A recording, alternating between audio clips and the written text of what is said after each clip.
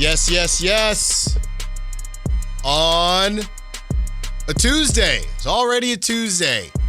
Allen Stiles, Sactown Sports, taking you up to 2 p.m. Oh, my goodness. You know, a lot is going on in the Kings space. When I turn on, I'm getting into my car, and I'm on the way in, and Carmichael Dave and Jason Ross are breaking down this Bill Simmons trade and how deep they're getting in it. This is where we are at. And you know what? It does feel a little bit better. It does feel a little bit like the idea that the Kings were going to be alone in this, okay? The Kings were going to be alone in this. It does feel like that is no longer going to be the case because of the Los Angeles Clippers. And the Los Angeles Clippers are now in a position where they need to make a decision. And the biggest reason the Los Angeles Clippers are going to make this said decision is because they do not have their pick, right? Oklahoma City has their pick. This goes all the way back to that Paul George deal. So even if they wanted to just say uncle and say, hey, we're going to stink, they can't even do that. They can do that, but they can't even do it properly because they don't have that pick. So they are stuck in a position where there's literally no use in them stinking, which makes us believe that they may be more willing to make a deal and make a deal sooner rather than later. So that's how you know the timeline is changing on this. I said yesterday that Carmichael Dave was probably right on this December thing. If there are enough teams that are in a position to make a decision like that. If you maybe might not have your pick, if you don't know what direction this team is going in or what direction your team is going in, then you have to make a move to save your season. If you're going to sink, then you can sink, right? There are a couple level of teams. The Celtics might be one of them. I know the Celtics are 7-7, where it's, hey, we're kind of getting a gift. We could sink for a year, maybe luck into a top 3 pick, look at the Mavericks, and go from there. Speaking of, that Mavericks team has essentially told all of us that's the direction they're going. So we're going to really dive into some of these moves and how the timeline may be moving as the Kings on the court aren't giving us a ton to write home about. But there are still some changes that could be made. I think that we spent a good amount of yesterday saying the big name players should sit tomorrow, like Sabonis, Zach LaVine, DeMar DeRozan. That's me talking. But what if there is another change to the starting lineup? The conversations that happened, what was it, just last week, maybe the week before, when it comes to Doug Christie and whether or not he has control of this team, y'all do realize he just sat a $45 million man on the bench in closing time, right? If that doesn't tell you that he has control, I don't know what will. Doug Christie sat Zach LaVine to close out that game against Spurs. Now, they lost, but that is not something you do if you don't have full autonomy. There is something to be said about how often one would be able to do it. If Zach LaVine is no longer a part of that closing lineup, I think that's bad for business. But if you are winning games, then that changes things. This becomes a conversation of business versus the ability to perform and execute. Because sitting Zach LaVine on the bench and not having him in closing lineups, although it is not as obvious as sitting him on the bench to start, it will be noticed, right? If you're going to do that, you better be winning basketball games because it's going to look bad to the rest of the league. And honestly, I don't even know how bad it'll look to the rest of the league. Because just like Carmichael Dave and Jason Ross were saying, everybody knows who these guys are.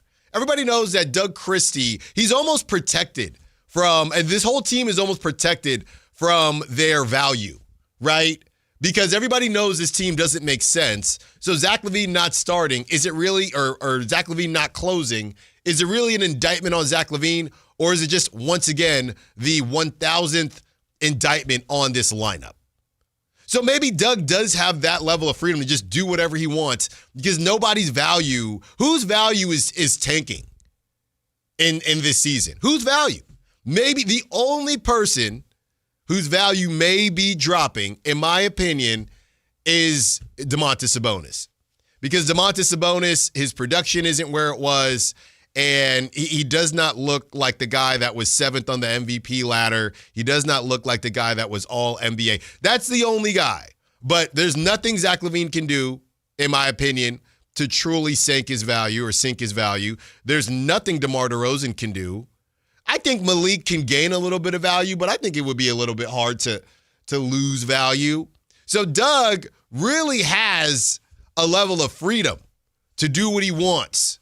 And we're going to discuss how he uses that freedom. We also have another trade, DeMar DeRozan heading to Boston, heading to Beantown. We'll discuss how that all could work. Again, we'll talk about the Clippers crumbling. We have an NFL Week 11 roundup. The plan was to talk about Week 11 yesterday, but the phone lines were off the hook. The text line was crazy. Everybody wanted to talk about the Kings, and I get it. Coming off of a very polarizing weekend, losing 2 games and losing to De'Aaron Fox, I understand it. But we got some NFL to get to. And to start, I got to say, I am thinking good thoughts. And we are sending our deepest prayers, if you will, to those out there that are Kings and Raiders fans. If you are a Kings and Raiders fan, I beg of you, take a break. If you are a Kings and Raiders fan, I beg of you, go out there, treat yourself. I beg of you to not be held up and to not let this consume you. This stench, this embarrassment, do not let it consume you. Because as I check, it's 10:08 and everybody in Vegas still has a job. Chip Kelly still has a job. Pete Carroll still has a job. Obviously, Mark Davis isn't going to fire himself, even though he probably should. Still has a job. That, and don't get me started on Schmal and Miles, because the Raiders were already banned, all right? But primetime game, the Cowboys have a pretty bad defense, and this is the level of effort that you put forth. I tried to tell y'all, Max Crosby, look, I'm not going to be disrespectful to Max Crosby. Hell of a story, hell of a player, but it's a little bit fake hustle to me. Can I be honest with you? I know he's a hell of a player, but the Cowboys are literally kneeling at the 3-yard line, and he's trying to jump across as if he's going to get Dak Prescott. I tried to tell y'all, he likes being on the Raiders. He appreciates the Raiders for hanging with him, and he doesn't want to go anywhere. But we can stop acting like – I do not feel bad for Max Crosby. I don't. I don't feel bad for Max Crosby the same way I don't feel bad for Myles Garrett. They're the same guy to me. I do not feel bad for either of them. They have made their bed, and they can lay in it. Now, Max Crosby is the least of the Raiders' problems, okay? The Cowboys with one of the weakest run defenses out there, and I get it, the Raiders don't have a great offensive line, but for Ashton Genty to get, 2 carries in the first half? Somebody was still trying to defend Chip Kelly, say, well, the offensive line is bad, so that's why they're not running the football. Everybody runs the football. You figure it out. If you are ever going to run the football, it's against a line like the Cowboys, or you're just never going to run the football again. Or how about this? Why'd you take a running back? Why did you draft a running back that high in the draft? That was atrocious. That was one of the worst displays of football I've ever seen. Truly. And I don't know if anybody's in a worse spot, because this is what I tried to say last week. The Raiders, they want to continue to piecemeal this thing together to get butts in the seats out there in Vegas. They are a poor man's Cowboys. They have the same, that stadium that they built, it's the same vibe as Jerry World. Jerry was a part of helping them get to Vegas. That's why that stadium looks so similar to Jerry World. They're the mini Cowboys. They do not care about winning. And Jerry cares about winning. I don't think Mark Davis does. Mark Davis just cares about the Las Vegas Aces and eating peanut butter and jelly sandwiches. That's what he cares about, because at least they win there, and he's making a ton of money there. That was ridiculous. That was so embarrassing. I am so torn on Geno Smith. Sometimes I feel bad for the guy. Sometimes I think he stinks. I think it's a little bit of both. That was horrendous. And to have that level of embarrassment on the big stage, premier, to have the Cowboys just decide, you know what, we're not going to 40-piece you. We are not going to. They were playing, they were playing with a lot on their hearts. So shout out to the Cowboys for taking care of business. And then they didn't even start. I'm telling you, it's the Kings. They didn't even start CeeDee Lamb and George Pickens for, I saw, I don't know if it's confirmed that they missed curfew. George Pickens scores, immediately does the Jameson Williams jump on the field goal post, gets a flag, but nobody cares because you can do anything you want because the Raiders are terrible. It is such a mirror to me of the Kings. And I saw somebody, they tried to say, because, out in the Bay Area, it's a big, not celebration, but it's a bit of a victory lap, right? The Kings stink, right? The Raiders are no longer in the Bay. So all the Warriors-Niners people were just thanking their lucky stars that their father or their mother did not do what I'm trying to do to my daughter, which I will no longer do, by the way. She came down in her Raiders shirt last night. Daddy, look, pointing to the TV, just for them to embarrass the whole household. The whole household. So they're all victory lapping and trying to figure out who's worse, the Raiders or the Kings. And some Raider fan who is clearly Raiders Warriors, or that's how it came off, they said, don't ever put the Raiders in the same category as the Kings. The Kings have never won anything. Who cares? Can we stop with this? As much as I bag on the Niners and their fans because they haven't won the whole thing in a while, even though they've been close, at least they've been close. The Raiders haven't been close. So I don't really care who is worse between the Kings and the Raiders. I've lived my whole life. The last time the Raiders were truly relevant, all right, the Derek Carr broken foot year, okay, and that weird year with Bisaccia when they lost to the Bengals. But they were not contenders there. I will give you what was that 2016 when Derek Carr broke his foot.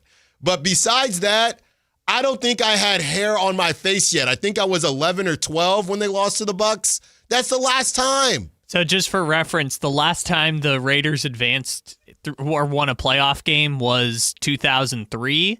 The last time the Kings won a playoff series was 2003. That's crazy. But hey, we're not the Kings. We won a long time ago. Brother, were you alive? Were you alive? Then you get the whole thing with Oakland versus LA when they were winning. Were you alive? Come on, man. And I get it. Somebody, you got to just bag on somebody because you don't want to accept the truth. The truth is those are two of the worst run situations in their respective leagues. Well, good news, Allen. A's baseball starts in a few months. And somebody else, speaking of, there is a Kings, A's, Raiders person out there. There's a lot of them.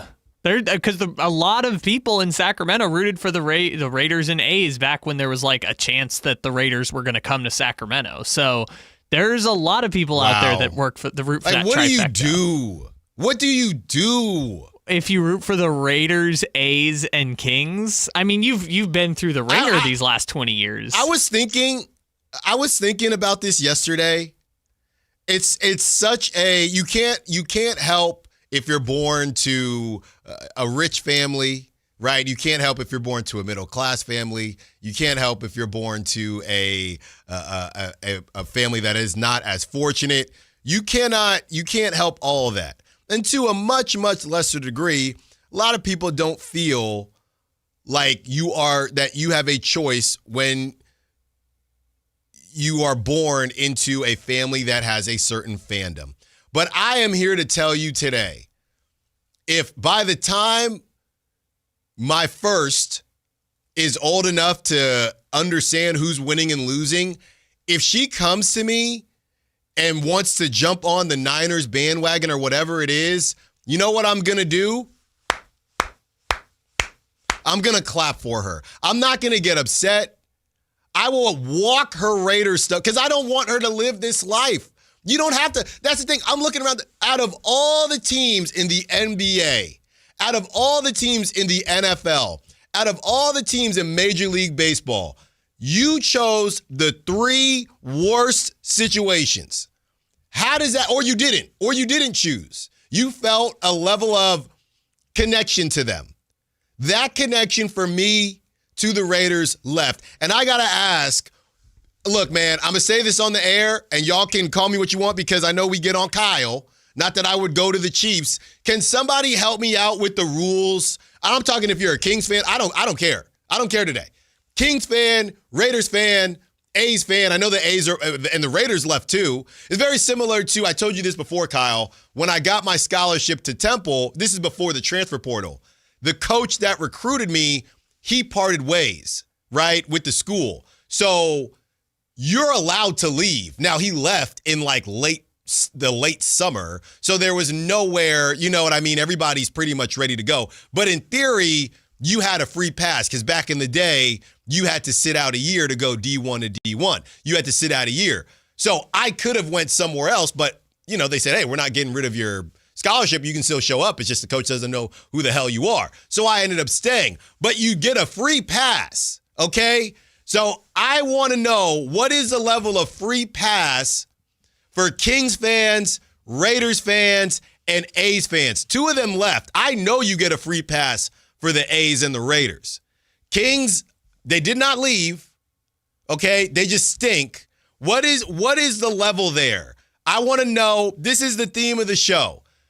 I don't police fandom. You can police my fandom. If I say to you today, I'm done with the Raiders, does that mean I got to be done forever?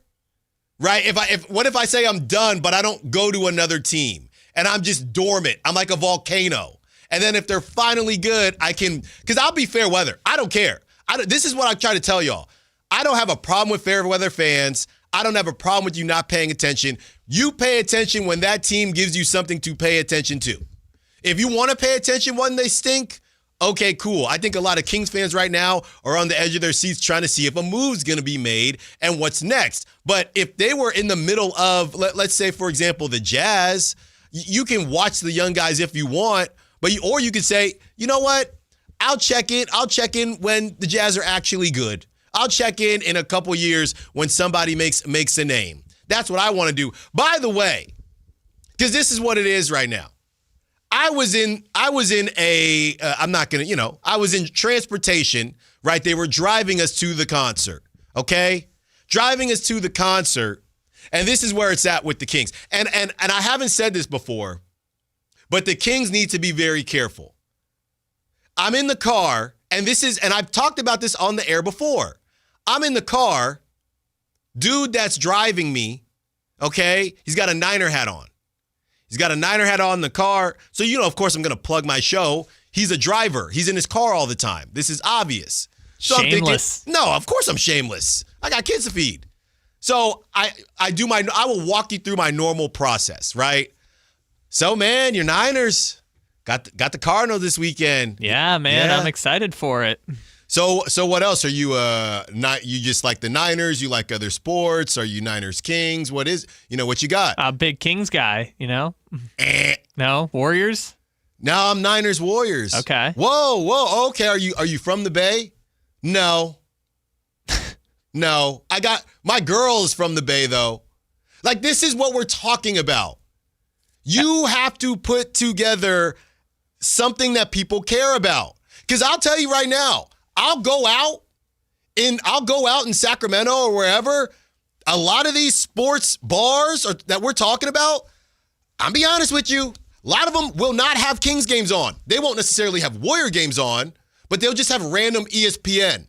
There is a feeling post-Beam team where it is not box office, hey, the Kings game has to be on. There are certain spots where that exists, but it is not a full-on Sacramento. This is just me, outsider. I did have a kid here, But I'm telling you with my eyes, when we sat down at the casino, I looked to my left. They had on, and I looked to my left. They had on some random UFC. It was not the big UFC fight because it was only 6, 7 o'clock, and it was just normal TV. They had on whatever. Honestly, I think it was Louisville or some stupid stuff like that. Louisville football. I looked to my right where the gaming tables were. Another random game. You know what was playing at that time? Kings Timberwolves. Kings Timberwolves. I had to watch it on my phone. Because they put on Louisville versus... But my point is, there were people there. Nobody said, not one person in that restaurant bar said, can you put the Kings game on? Because nobody wants to watch. Or if you are watching, you're not going out on a Friday night Kyle. to watch the Kings. No, Kyle. I mean, the sickos are watching it. Kyle, you go out to a sports bar in Sacramento, you would think there's one person in there that is saying, hey, can you throw on the Kings game? I look to my left, look to my right. No Kings. No, I don't have an argument against that. No Kings. They are in danger. You have to hug your Kings fans because at least you get a level of freedom. Like Dave. Dave, the Kings stink, but at least you get some freedom with the Niners, right? Now, if we're gonna stop being prisoner of the moment for a second, like this has been going on for many years. When the Kings were in the middle of checks notes, the longest playoff drought in NBA history, and the Warriors were checks notes winning 5 consecutive Western Conference titles, like there have been plenty of opportunities for this new generation to not be Sacramento Kings fans and to go to the Warriors. This is a very small example of what you're talking about. But I think the underlying point is this doesn't feel good anymore. It doesn't feel good. And if it's not going to feel good, what is the point of trying to continue investing in it if it's not going to feel good? Now, I understand this with the Kings because it just felt good for the last 3 years. With the Raiders, buddy, it hasn't felt good in 20 years, my guy. Like, at this point, if you haven't quit the Raiders, I don't know what to tell you. Nothing about the Raiders has felt good in 20 years. Nothing about the A's has felt good in 20 years. I'm done. So, like, Niners, Warriors, sure, I get it. It's felt good more recently. And, like, the Kings, it's been kind of recently when it was awesome. Like, with the Raiders, it's just been all garbage for 20 years now. So bad. Like, why is this the final straw? And I'm glad that you're finally at that point of getting off that narcotic. But I thought last night, I thought the Cowboys would win. But I tell you what, Kyle, when they got that safety, I think I almost cried. That broke you? I think when I watched that, and part of it was Schmal and Miles, because Brock Bowers was about 3 yards short. Okay? I'm going to just be honest with you. Brock Bowers, 3 yards short. All we need, just one drive. Yep. And when I watched Trey Tucker, didn't know what to do, and then Ascengenti, just the most obvious play. Let's just run him into a brick wall. Yep. I said, I don't think I'm a Raider fan anymore. I think I'm done. Look, everyone has their breaking point with the narcotic franchises. And I think for you, what I'm realizing, because like the Raiders have been garbage for years, but it was seeing your firstborn daughter walking around in Raiders gear. No, I said I can't You do that saw to the you. future. It was Interstellar. It was literally Interstellar. No, I can't do it. No, that was the breaking point for you, is trying to keep your... Look, we can talk about the rules of engagement here, but let me just say, just because you're not a Raider fan anymore doesn't mean you have to immediately jump to another team. Just do your Schmal and Miles, do your fantasy football, and it'll eventually come to you. Like, of course, if they go out and they get a quarterback, I will always be interested. I'm not saying I'm done, but I cannot give up the shield yet.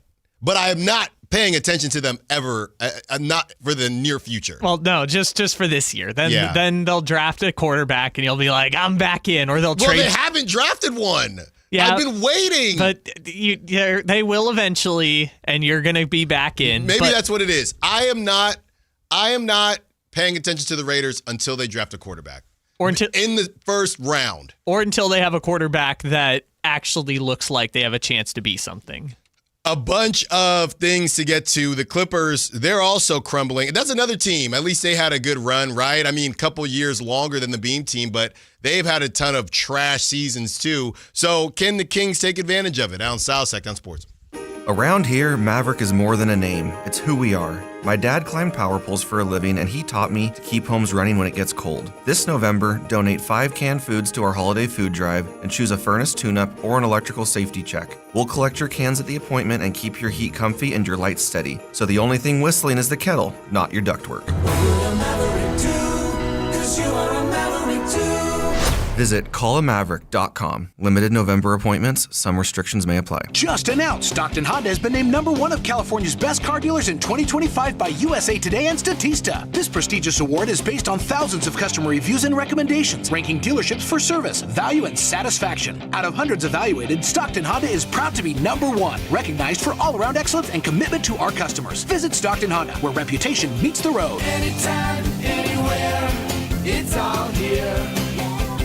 StocktonHonda.com. Listen to the 49ers Red Zone Report daily, brought to you by Mountain Mike's Pizza, the official pizza of the 49ers. Mountain Mike's Pizza, pizza the way it ought to be. Guys, it's time to know your numbers and what they mean. And right now, Revive Men's Health is offering a $400 comprehensive wellness panel for just $99. Free if you start treatment. Offer ends November 30th. Book today at ReviveMen'sHealth.com. Must medically qualify. Terms apply. Contact us for full offer details. The holidays can be a time of increased stress for those struggling with opioid or stimulant addiction. They can also be a time for pause, reflection, opportunity, and new beginnings. This holiday season, choose treatment and recovery. Embrace the company of family and friends and create special moments. Find a proven opioid or stimulant addiction treatment provider near you at ChooseChangeCA.org. Some nights just call for something better, a place above the noise, where the skyline glows and the energy feels effortless. That place is Revival at the Sawyer, Sacramento's rooftop escape. All November long, show your Sactown Sports app and enjoy buy one, get one half off beverages. Whether it's golden hour with friends or late night laughter under the city lights, Revival's the place to see and the place to be seen. Revival at the Sawyer, the view, the vibe, the moment. Reserve your table at revivalsacramento.com. Offer valid once per visit per person. Ready to order? Yes. We're earning unlimited 3% cash back on dining and entertainment with the Capital One Saver Card, so let's just get one of everything. Everything? Fire everything. The Capital One Saver Card is at table 27 and they're earning unlimited 3% cash back. Yes, Chef! This is so nice. Had a feeling you'd want 3% cash back on dessert. Ooh, tiramisu. Earn unlimited 3% cash back on dining and entertainment with the Capital One Saver Card. Capital One, what's in your wallet? Terms apply. See CapitalOne.com for details. This is the story of the one. As a custodial supervisor at a high school, he knows that during cold and flu season, germs spread fast. It's why he partners with Grainger to stay fully stocked on the products and supplies he needs, from tissues to disinfectants to floor scrubbers. All so that he can help students, staff, and teachers stay healthy and focused. Call 1-800-GRAINGER, click Grainger.com, or just stop by. Grainger, for the ones who get it done. The mildest summer in 30 years has left AC makers with overstock and far below their sales targets. Your chance for huge savings. Sierra Pacific's partnership with top manufacturers mean exclusive discounts to clear inventory fast. Get premium systems installed flawlessly by friendly pros with ironclad warranties and great discounts with SMUD rebates. Plus, HVAC's tax credits expire December 31st. Call for your complimentary proposal. Visit SierraPacificHome.com. Sierra Pacific Solar Heating and Air. The guys in the big red trucks.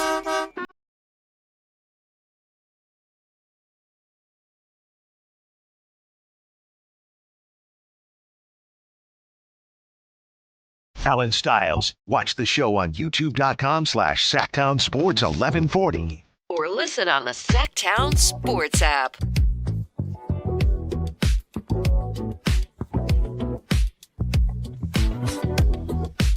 Taking you up to 2 p.m. Kyle and I are looking at this 2026 mock draft for the NFL. I don't know. And right now on Tankathon, they have the Raiders at 6 taking a safety. I feel like they take a safety every year, and they're never good. It must be a really good safety then. Feels like they take one every year, and they're never good. Right now, they have the 3 quarterbacks, of course, right in front of the Raiders. I I will say, Kyle, we should probably just take a look at who the Browns, the Saints, and the Jets have left. Because right now, Tennessee has the first pick. The Giants have the second, and they both have QBs already. The problem is 3, 4, and 5. 3, Fernando Mendoza going to the Browns. The Saints taking Ty Simpson out of Alabama at 4, and Dante Moore going to the Jets. That's not going to work. I can tell you right now. I'm like, the Saints play in the NFC South, so they must have a couple easy games left. Exactly. And I can tell you right now. Oh, there you go. Saints, they got December 21st, so that's week 16. Who plays the Raiders? Oh. Huh? No. Jets, Saints. There you go. So one of them's got to win, Allen. One of them's got to win. Or they'll tie, and the Raiders will still somehow not get the top pick. Yeah, Raiders might be the worst team in the NFL right now. Oh, dude. Have you watched the Titans? The Titans are garbage, dude. Like, their only win is that crazy comeback against the Cardinals. Yeah. And they were down 15 points in that game. Yeah, that's true. The Raiders did beat the Titans, and they beat them by 10, so that tells you. Guess what, Allen? Guess next week. Guess who the Raiders' opponent is? Who? Shedeur Sanders and the Cleveland Browns. Shedeur, please. It's perfect timing, Shedeur. They didn't take you, okay? Shedeur. Tom Brady passed on you for some dude that they cut, Shedeur. We need you, man. We need you more now than ever before. How funny would that be if Shedeur ends up like losing enough games to where the Browns can draft his replacement? Yeah. And I don't know. That whole thing was bizarre. I don't think he's going to be a bad quarterback. We just have to see more. You know, the whole thing, we didn't even get to talk about that kind of being thrown into it and if it was quote unquote fair or not. I mean, at some point, and I don't know if Dylan Gabriel's going to be ready for against the Raiders, but I'll tell you what. He's already been ruled out. Okay, so he's done. It's Shedeur time. I'll tell you what. If you are ever going to show that you can play in the NFL, getting to play against the Raiders, I mean, Kyle, I don't think you could ask, besides the Titans, I don't think you could ask for anything else because the Browns stink, but their defense is good. The Giants are a respectable team. They just haven't, been able to keep the quarterback healthy. I would say, like you said, outside of, and the Jets have a good defense too, outside of the Titans, if you are a quarterback trying to show that you can play in this league, getting to play the Raiders is the best you could. If Shedeur looks bad in this game, he might actually be cooked.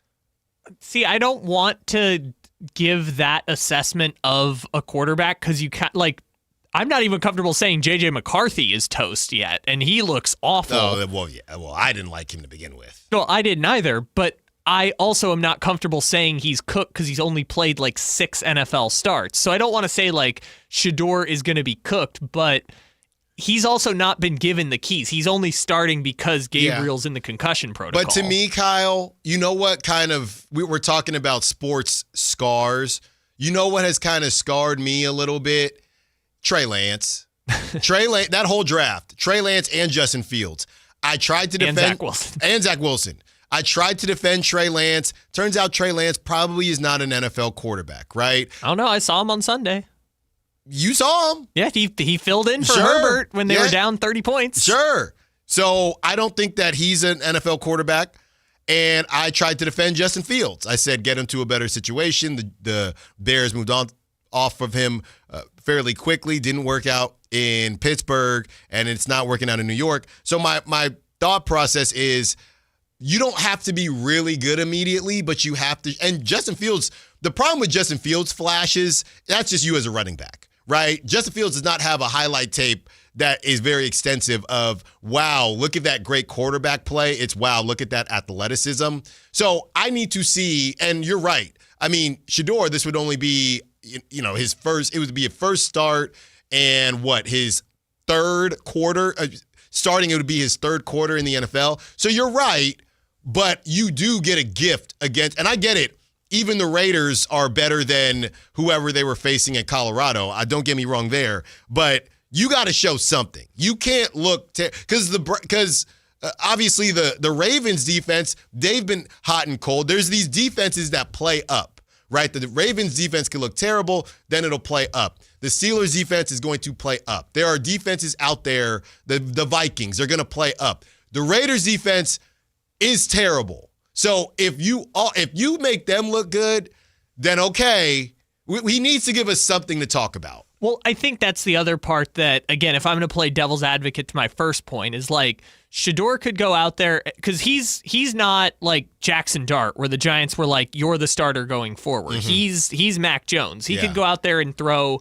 350 yards and 4 touchdowns against the Raiders. And if Gabriel's healthy next week, they're going to go back to Gabriel. Mm-hmm. So he does only have this opportunity and however many else until Gabriel's out of the concussion protocol. But that also doesn't change the fact that's not enough time to know if Shedeur is actually going to be a good quarterback. But they don't want to know. To me, it's do you put enough on tape for a team, particularly not a well-run team, like the Raiders, to say, hey, come on in, Shedeur, and we'll let you battle out Fernando Mendoza or something like that. I don't know. I guess that's the other part is where he was drafted and the fact that he's been essentially their 4th quarterback all year. And by the way, where the Browns are just as an organization, where they just get out of there. Yeah. No, just get out of there. It's a stench. And to bring it back to the Kings, can I be honest? And like I said, I don't want the lights to turn off. I really don't. We're doing really good things here, and I really appreciate all the calls and interaction that we're having. But can I be honest? The Kings are that team. Would it surprise you? Would it completely surprise you if, let's say they get a top 3 pick in the NBA draft? Would it completely surprise you if one of those players tried to Ace Bailey it? Like, that's how bad it is in Sacramento. See, this is the thing, though. You got to really stand on business to Ace Bailey it, right? Jaden Ivey tried to Ace Bailey his way out of Sacramento. But could there be at least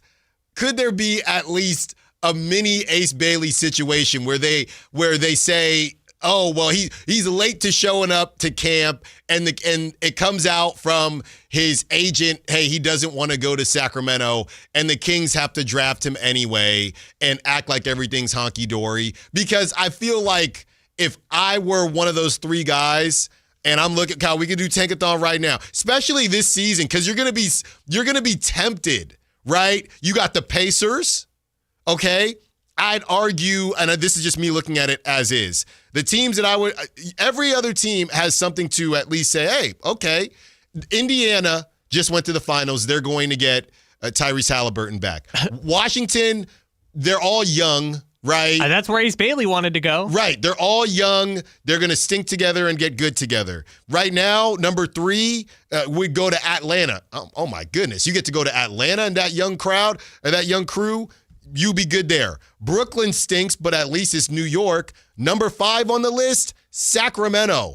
Out of those 4, I'm praying that I do not have to go to Sacramento. And that's not me being disrespectful. I didn't mean to sound disrespectful in the first segment. This is just what I'm seeing, right? I get in the car, I'm thinking I'm going to talk to a Kings fan. It's a dang Warriors fan. That's just reality, and it's a reflection of just the pathetic approach they've taken since the Beam Team season, and guys like, because we know it. There are fair weather fans. The Kings had opportunities. This is how I feel about fans that aren't fans, and I get it. Golden State's not that far, but this is how I feel about people that are fans of teams not in the area. They can always be had. I feel like if you are, and I get it, the Lakers have LeBron, so it's different. But if you are when you look into that arena, okay, and all the LeBron, the guys that ended up being Heat fans because of LeBron, but when you go into that arena and the Spurs have a good following, and the Bulls have a good following, and the Heat have a good following, and I'm not saying I'm right, but I've always felt that if you are born and raised in Sacramento, deep down in the depths of your soul, you are a Sacramento Kings fan. And that's just not Sacramento. That's anywhere from where you grew up, deep down in your heart of hearts. So if that team, and you always get a get-out-of-jail-free card because you can say, well, I always kind of root for Sacramento, I'm a fan. if you're trying to convince me to go from the Chiefs to the Chargers, I'm not doing it. I'm not. I'm just saying in general, in everyone's heart of hearts, even if they're Warriors fans, if you grew up in the 916, deep down in your heart of hearts, when the Sacramento Kings are facing the Warriors, you kind of feel at the very least like, well, I kind of win either way because I'm from Sacramento. So there's always opportunity. But they have to take advantage of it, and they have to do it the right way. And the first thing is turning this franchise and changing their appearance to become something where somebody would want to go. Because right now, I'm Darren Peterson. I'm out there cooking at Kansas. That is the one I am praying. Do not send me to Sacramento. Don't do it. Don't do it. Because after that, Kyle, Dallas, hey, me and Coop, Nico's gone. Me and Cooper can cook. Memphis, I think you might feel, all right, we're a bit off there. Charlotte, that's an AAU team. And then after that, you get 2 OKC picks. And the only issue with OKC, honestly, would be getting playing time. You're probably going to get moved. I mean, you'd rather be on OKC. But you'd rather be on OKC. All right, so let's run the tankathon real quick before we break. All right.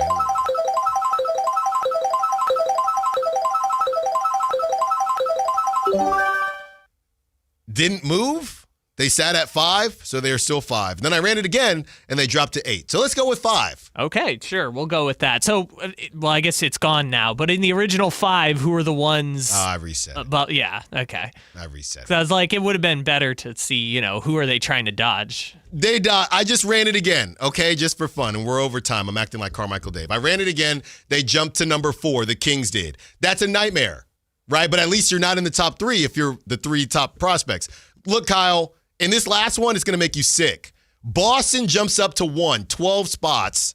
Brooklyn goes to 2. Indiana drops down 2 to 3. And then you have Sacramento at 4, Washington at 5, Atlanta at 6, Dallas at 7.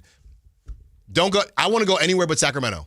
So this is literally the Keegan Murray situation all over again. All right. On the other side, we keep the conversation going. Let's discuss the Clippers crumbling and how the Kings can help. Allen Stiles, Sactown Sports. At Power Business Technology, we're not another big box corporation. We're your neighbors, locally owned and operated. We know what businesses like yours need, from reliable printers to high-performance copiers. We'll help you find the right solution with personal service you just can't get online. Need setup or support? We're just down the road and always happy to help. Power Business Technology, family hometown service with big-time solutions. Contact us today for all your business printing needs at 844-POWER-BZ. That's 844-769-3729 or visit us at powercopiers.com. Black Friday savings start now. Get your best deal through the end of the month at Folsom Lake Honda, your one-stop Honda shop. With Black Friday savings during Happy Honda Days, own or lease your new Honda Accord or Civic today. Your one-stop Honda shop. As a family-owned and operated dealership since 2009, customer service is our #1 priority. Our customers love doing business with us, and you will too. Folsom Lake Honda is your one-stop Honda shop. Folsom Lake Honda. Visit us at folsomlakehonda.com. Your one-stop Honda shop. I'm Ed Evans, CEO of Consumer Cellular. Ever wonder why Big Wireless wants you on an unlimited plan? They probably want you to cover the cost of those 20-somethings using all that data every month. But most people 50 and up like me only use 12 gigs or less. Don't get bamboozled by Big Wireless. Switch to Consumer Cellular. Our plans start at just $20, and we use the same towers as the big guys. Join the millions who choose something better, because if you're not using all that data, you're probably getting used. Call 1-888-FREEDOM or visit consumercellular.com/facts. Plans include $5 credit for auto pay and e-billing. See site for additional facts. Staples presents an easy holiday. My holiday list was a mile long. Fa-la-la-la, boo-hoo-hoo. Staples made it easy with big savings on tech gifts. I'm listening. And I saved big on custom holiday cards, too. Plus, Staples has UPS shipping in-store. Holy flying reindeer. Shop Staples today for 60% off custom cards, invites, wrapping paper, labels, stamps, and photo gifts. That was easy. In-store and online expires 12/20. Exclusions apply. Visit staples.com/print for details. With 25 award-winning years in Northern California, Ashton & Price is your local injury law firm. Pro attorney tip: if a firm presents as local but they're in LA, red flag. If your first consultation is not with a lawyer, big red flag. At Ashton & Price, your first consult is with a local attorney, and if serious injury prevents travel, a lawyer will come to you. Still not enough? George Washington's my uncle. At Ashton & Price, no red flags, just red, white, and blue. Remember, For the best advice, don't think twice. Call Ashton and Price. This Saturday at 11 on the next edition of the Travel Guys, brought to you by Sports Leisure Vacations. Lots of information to make you a smarter traveler, domestically, internationally, wherever you're going. Every Saturday, 11 a.m. with the Travel Guys and at TravelGuysRadio.com. Live and local It's Allen Stiles. on Sactown Sports.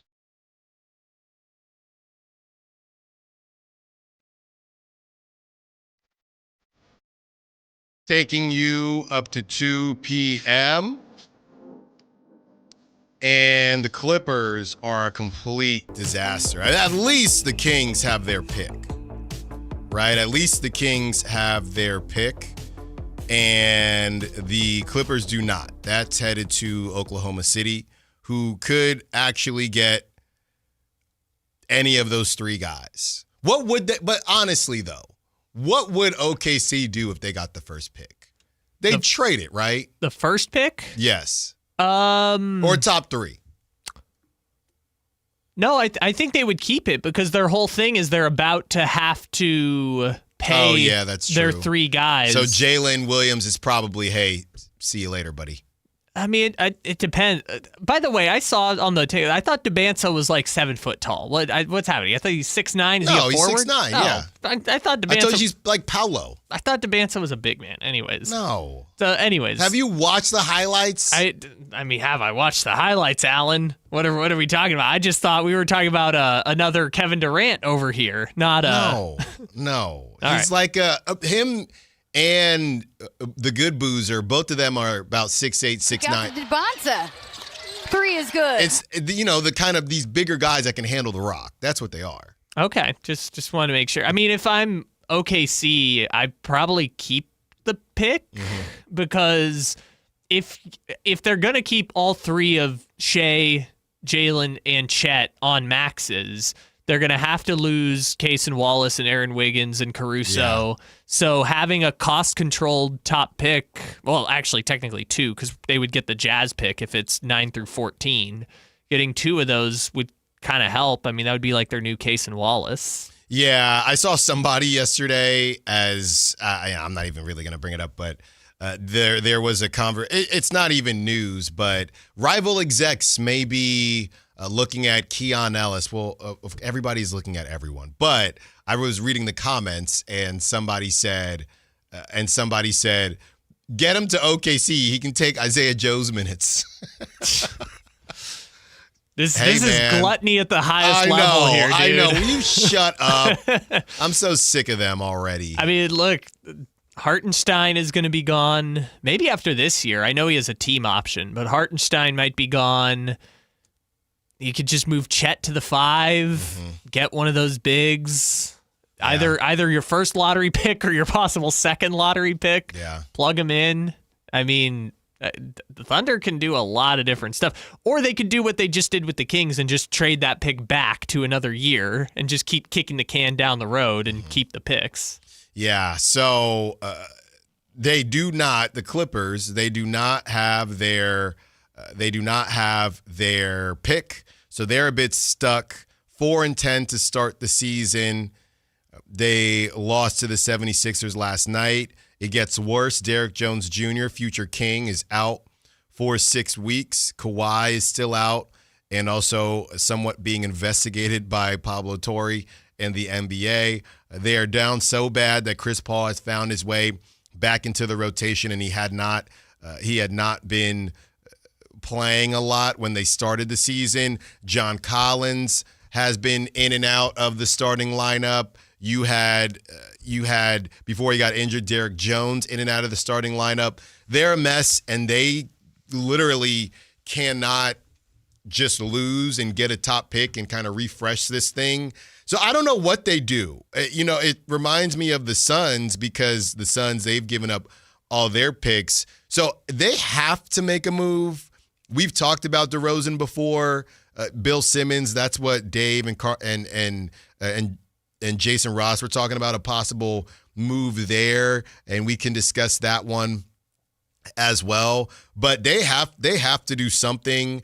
I liked what they were trying to do. It was kind of a older strength in numbers where all of their bench players had a role in the NBA, but I just don't know how cohesive it was. And let's be honest, you got 37-year-old James Harden, who's still balling, by the way, and Kawhi, who's not playing. Once you lose Kawhi, what do we talk? All those role players, their roles are much meaning, lose a bunch of meaning when you don't have Kawhi. So now they're almost an older version of what the Rockets were last season, where they have a good team, but they don't have that go-to guy. And without the go-to guy, they're a bit stuck. So do they make a move from that bench that has a couple starters on it? I think John Collins could start for the Kings. I don't know that he would, but he certainly could.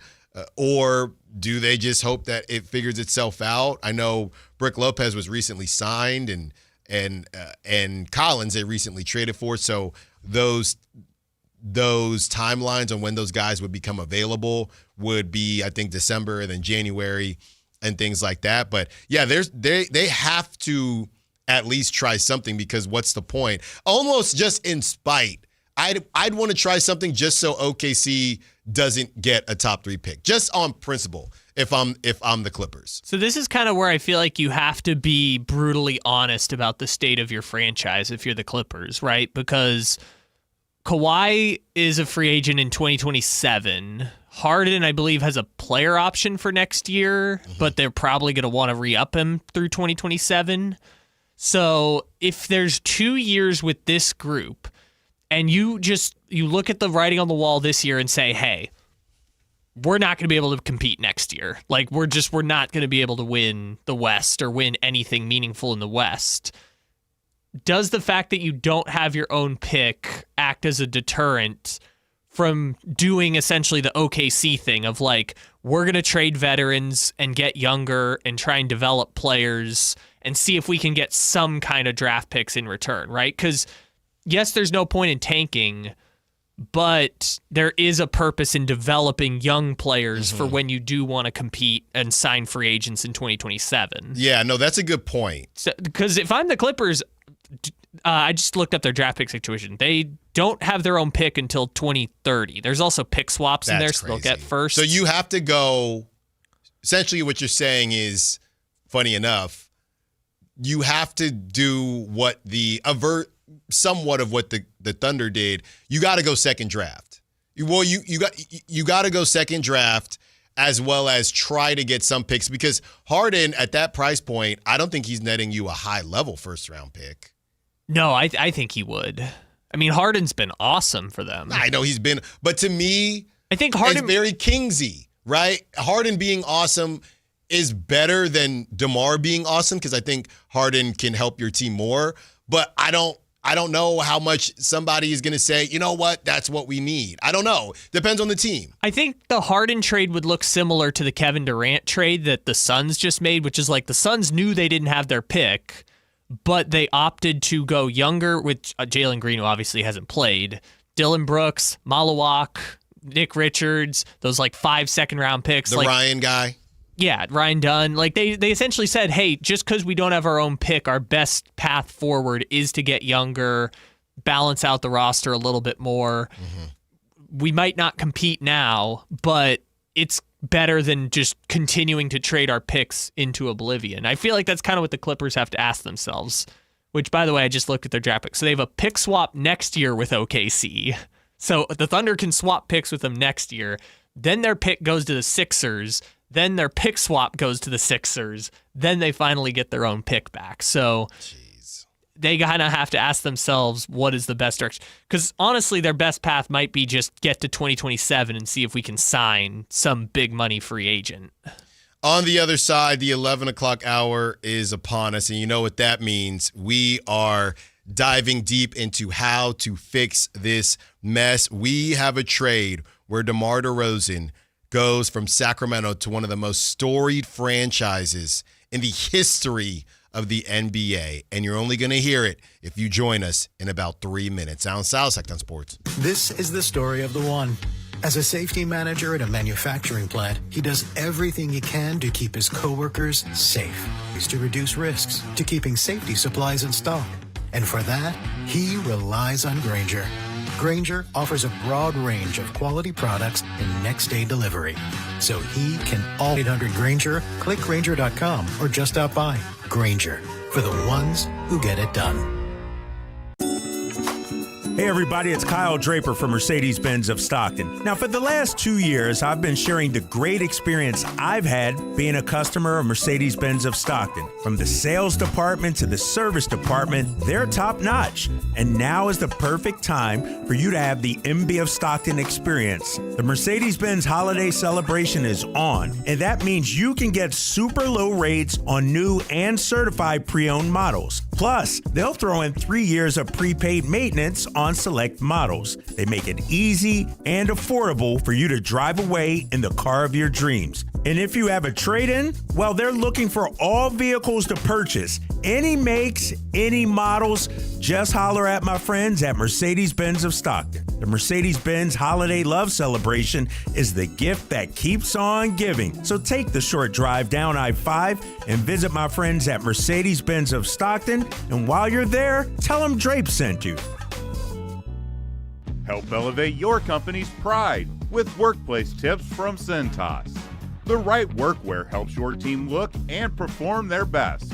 Cintas has work apparel for almost any job imaginable. Your team gets garments that are breathable, comfortable, and hold up to any job.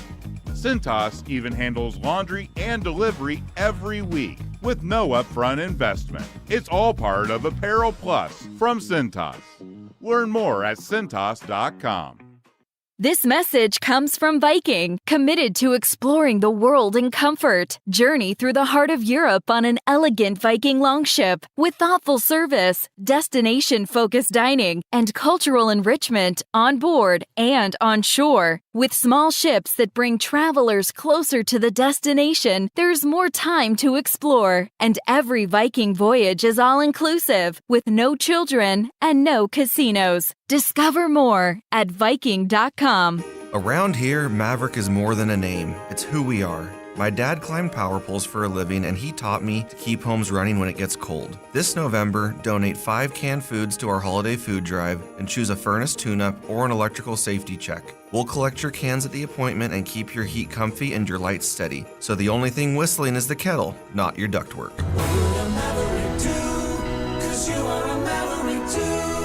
Visit callamaverick.com. Limited November appointments. Some restrictions may apply. KHD1 Sacramento, KYMX HD3 Sacramento. From the Power Business Technology Toshiba Studios. This is Sactown Sports 1140.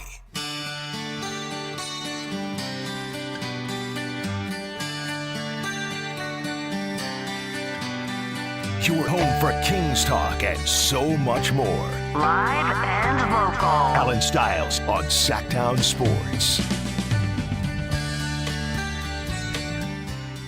11 o'clock, 10:59 to be exact. Taking you up to 2 p.m., 1 hour down, 3 to go.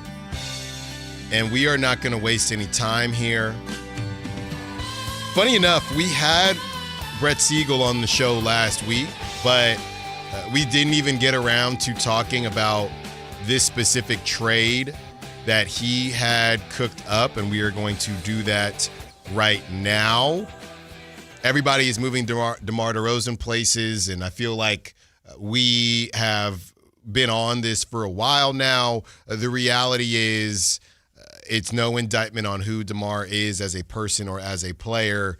It's just a money thing. It's the same thing with Malik Monk. But the thing is, Malik Monk isn't, and Malik Monk is going to be in this conversation too, but Malik Monk isn't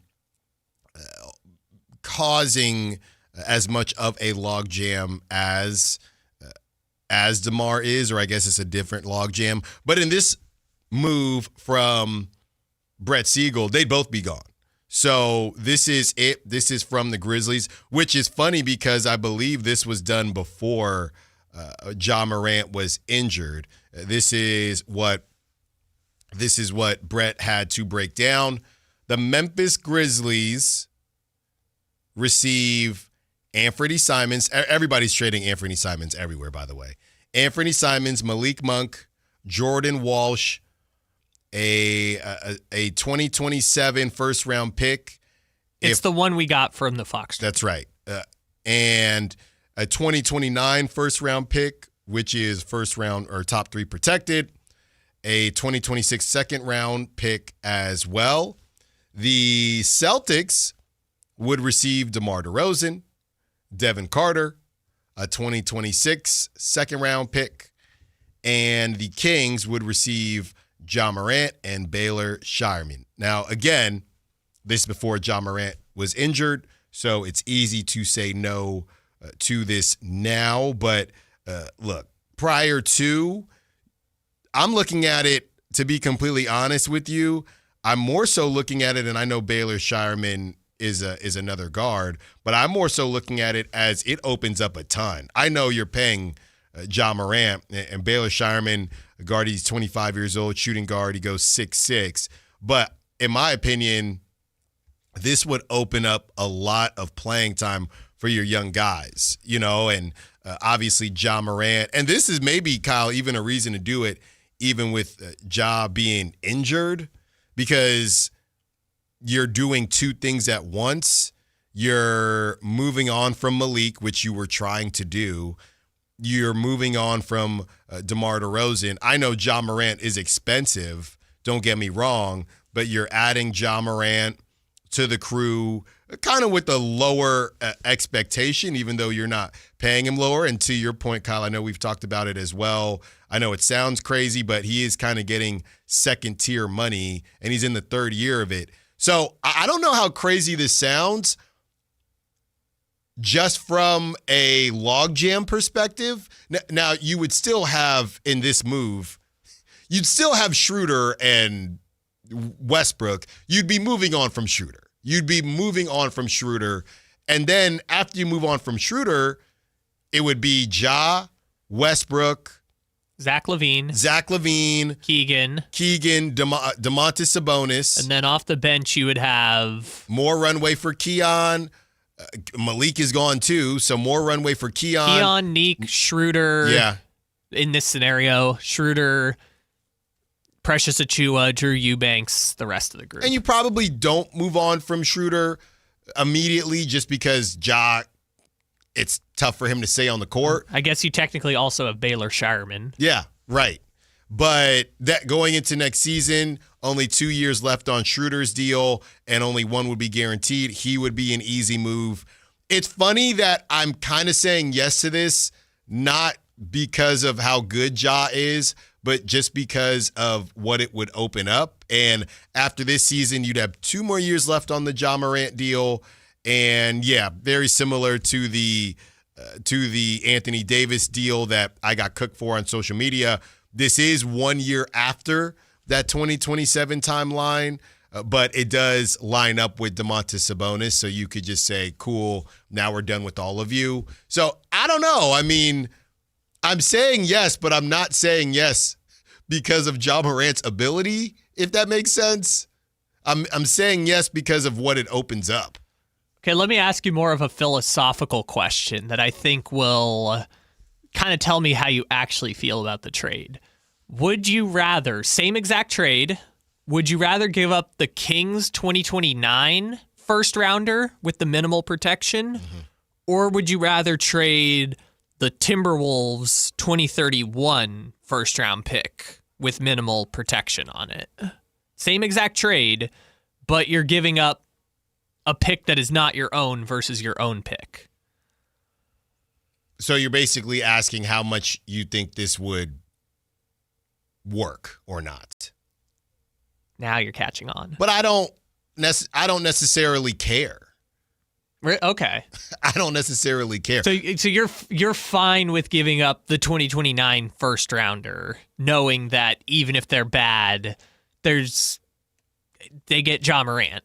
Yeah, I don't know how bad they would be, though. I guess that's me trusting the other guys and not necessarily Ja. By the way, you have and it looks like, I'm just basing it off of Spa Track, looks like they already the Celtics picked up Shireman's club option, but there would be another club option in 2027, 2028. So he's only making $2 million a year. Yeah, him for Devin Carter is like him for Dalton Connect. And he's probably going to play more.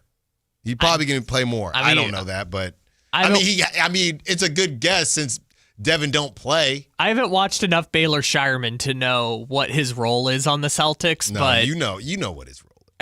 Is he a combo guard? Like, because you know what his the whole point is you've got Neek and Keon. He sounds like a combo guard, but he's 25. He's 6'6".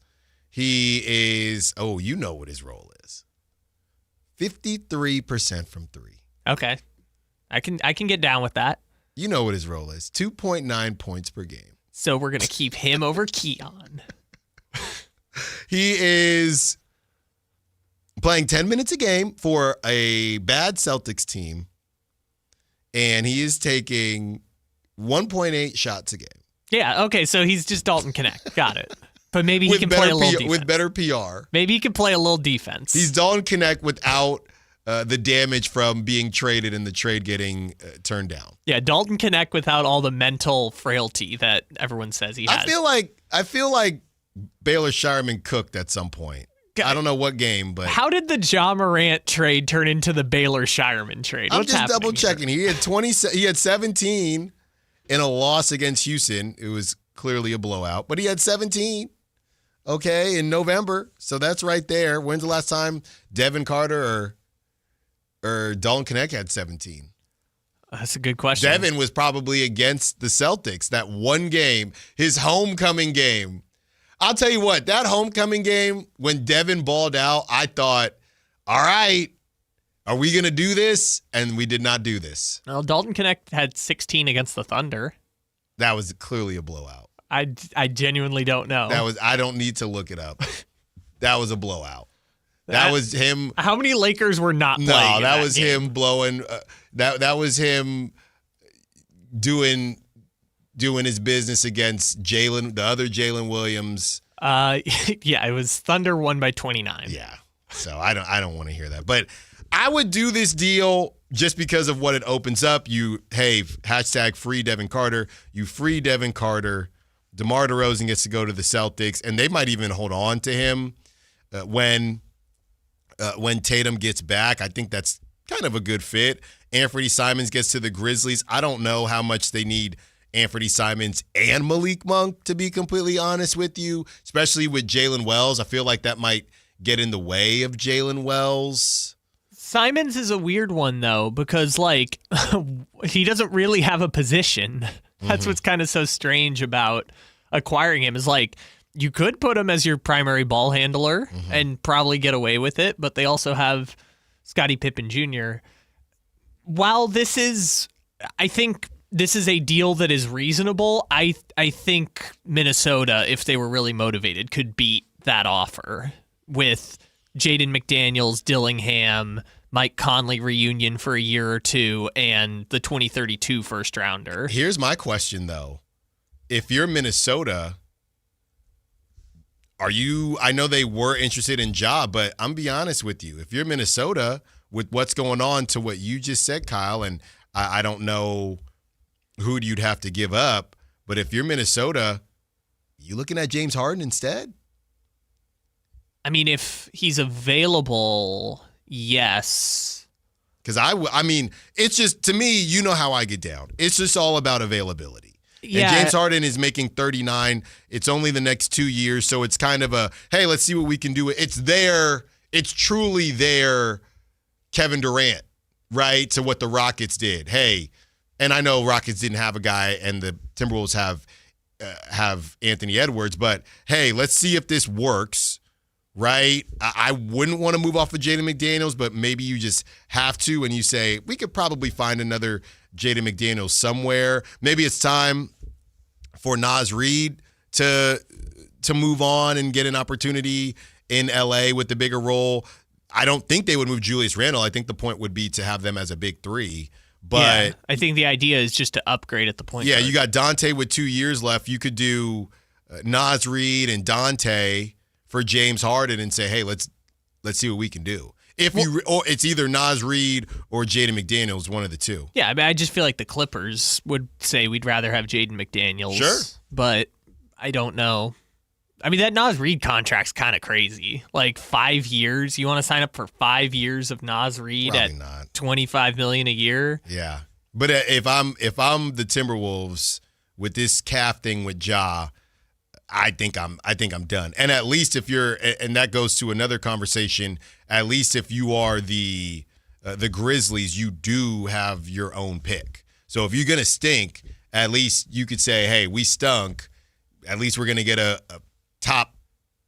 Right now they're sitting at, if you right now they're sitting at 7. They get 2, right? Because they get some they pick swap with Orlando. It's some weird pick swap with Orlando. Yeah, it's like a 4-way pick swap where they get like the second best one or something like that. Mm-hmm. But I just don't know.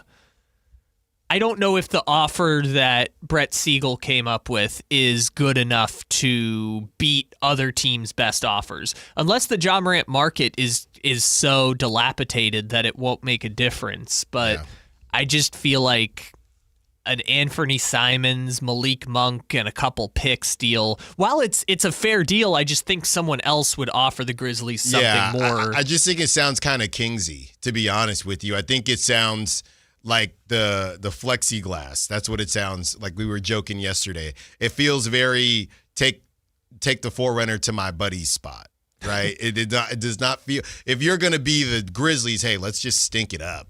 I guess let me think what the Grizzlies would look like after this. So it would be Scottie Pippen Jr., KCP still hanging around. So they have 8,000 combo guards now. Yeah. They are literally the Kings. It would be, so they would have KCP, who I assume they're trying to get rid of. It would be KCP, Jalen Wells, Malik Monk, Anthony Simons, Jaren Jackson Jr., Zach Edey, Brandon Clark. Yeah, I mean, it would feel like a team that just needs a Ja Morant. Yes. Is kind of their thing. Yeah. And they would have, what's his name, Cedric Kauser, or whatever his name is. Coward. Is Cedric Kauser a baseball player? Is that what I'm doing? I don't know. There's a baseball player named Kauser. I think that's what I'm doing. Maybe that's what Colton you're doing. Kauser, yes. He plays for the Orioles. That's what I'm doing. It's the CC thing. Yes. Kauser on the Orioles. Yes. Yep. I think about him all the time. Yes, Colton Kauser, who hit 196 this year for the Orioles. You know what's funny? There's so many names available, or it seems like they're available. I do wonder that because of the draft, these teams that are that control their own destiny, I do wonder how early a lot of them, like the Grizzlies, right? If you're underachieving, do you just choose to continue to underachieve? Because I mean, that dude, I know it's supposed to be I can't wait to have another guy on from No Ceilings as we get close to the draft, because it feels like this is a deeper draft, even though everybody early on kind of said that it was very top heavy. But if you are the Celtics, if this season gets away from you, if you are even the Bucks, right? Or any of these teams that control their picks, obviously Charlotte stinks, but the Grizzlies, the Clippers don't own their pick, but Indiana is already in the midst of doing it successfully. How much, like if you're the Boston Celtics, how much do you want DeMar DeRozan, right?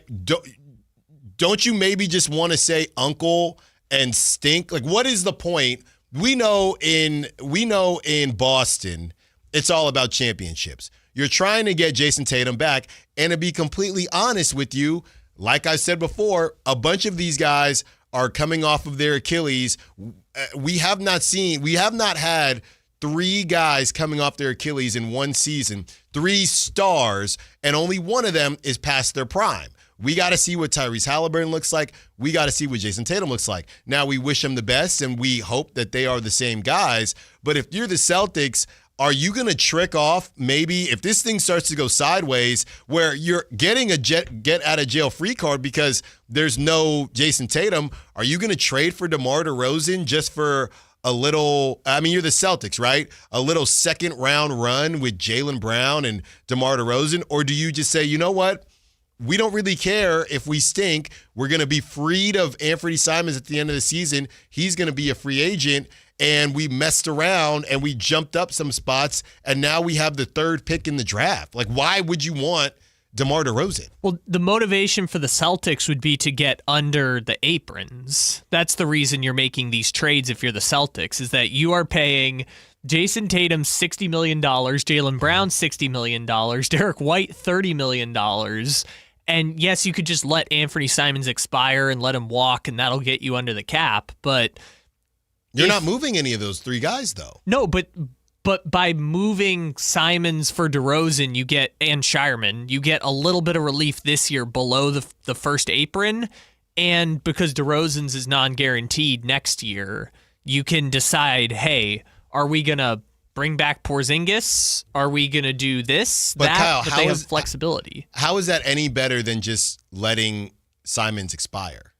Because you have the flexibility. You could either keep DeRozan at $25 million because you can afford him, or you can, I guess, sign Porzingis and just get rid of DeRozan because he's non-guaranteed. Yeah. You know, with Simons, it's like you could get to free agency, lose Simons, not add anybody. I just think that's what they already were planning. Maybe they were. I see what you're saying, though. You're getting DeMar on a level of a discount. Well, not necessarily a discount. You just have the flexibility. You can either cut him and it's non-guaranteed. You could keep him because he's still a really good player, or you let Simons walk because you got a top 3 pick. Sure, but that's a top 3 pick is not going to fix the Celtics. Now, the Celtics, they're not broken. But they're not going to win anything with not this season. I'm talking about when they if they get Tatum back and they get DeBansa. What are we talking about? Tatum, Brown, Derek White, DeBansa, and Peyton Pritchard is going to win the East. I don't know that it's not. I mean, you're saying it like it's a crazy. They lost Horford. They can go get Harden. They lost Horford and Luka Garza is going to be their starting center. Okay, well they need a center then. But you're saying it like this is a completely different team. They lost Horford and Porzingis, who plays 20 games a season. Andrew Holiday. He was washed. But the point is, and he was overpaid. They got off that contract. They're going to have to add a center. And they want to bring back Porzingis at a lesser dollar amount because Porzingis is a free agent. Porzingis said that thing, remember, during the preseason where they played him and he was like, hey, I'll see you guys in 12 months kind of situation. What is he, Tyler Rogers on the Giants? Yes, so Porzingis wants to play for the Celtics. They just can't afford him at $40 million, right? Mm-hmm. So if they want to sign Porzingis and they get him at $25 million a year, then they can just let Simons or DeRozan go, but they also can't sign Porzingis unless they're below the apron. Anyways, this is all way too in the weeds. There is a reason why Boston would want to do this, other than just saying we think DeRozan is better than Anthony Simons. Okay, it sounds like you're Stretch Armstrong. I'm just the Celtics. It sounds like Stretch Armstrong. The Celtics are doing open heart surgery on their salary cap. Sure. And this is one way that they can get under the apron is by dumping Simons at $28 million a year and adding DeRozan at $25 and getting rid of Baylor Shireman's $2 million. Sure. Okay. And adding Devin Carter's. And whatever. to be fair, honestly, to your point, I don't know that they're better in this deal. I don't know that they got better with DeMar DeRozan. I don't think none of these teams are getting better. They're just passing along each other's problems at different dollar amounts. All 3 of these teams are saying, sure, and then hopefully we get top 3 picks. Yeah. Let's just make it look like we're trying to do something.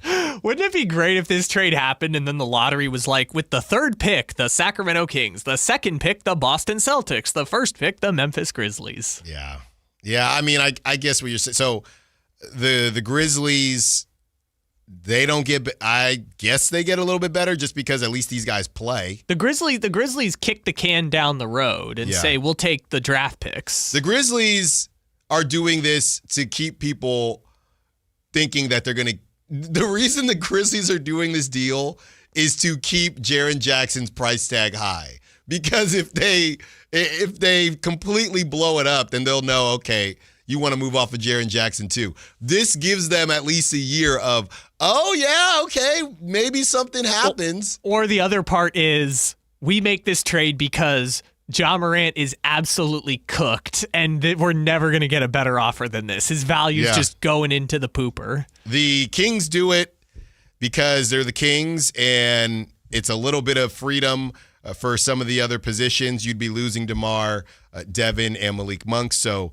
more playing time because, who knows how much Ja Morant will play. Also, John Westbrook, I mean, that's box off. For those 4 games, man, those 4 games are going to be crazy. Imagine somebody who is a Sacramento Kings fan who collects jerseys. You get your Ja Morant, your Westbrook, your DeRozan, your Levine, just the infinity stones of washed jerseys. There's got to be another one out there. I mean, you're not going to get LeBron, but there's who else is hanging around? I mean, if Kevin Durant really wants to never stop playing basketball, you could get him at 45. The Kings could get him at about 45 years old. Oh, Kevin Love. The Kevin Love. Complete the Infinity Stones of washed Hall of Famers. I know Dave just cannot stand James Harden, but hey, point guard. James Harden and Ja Morant. Yeah. Just everyone from your youth. That's who it's going to be. Ja Morant's not even that old. No, he's been around. So that was the trade from Clutch Points from our guy Brett Siegel.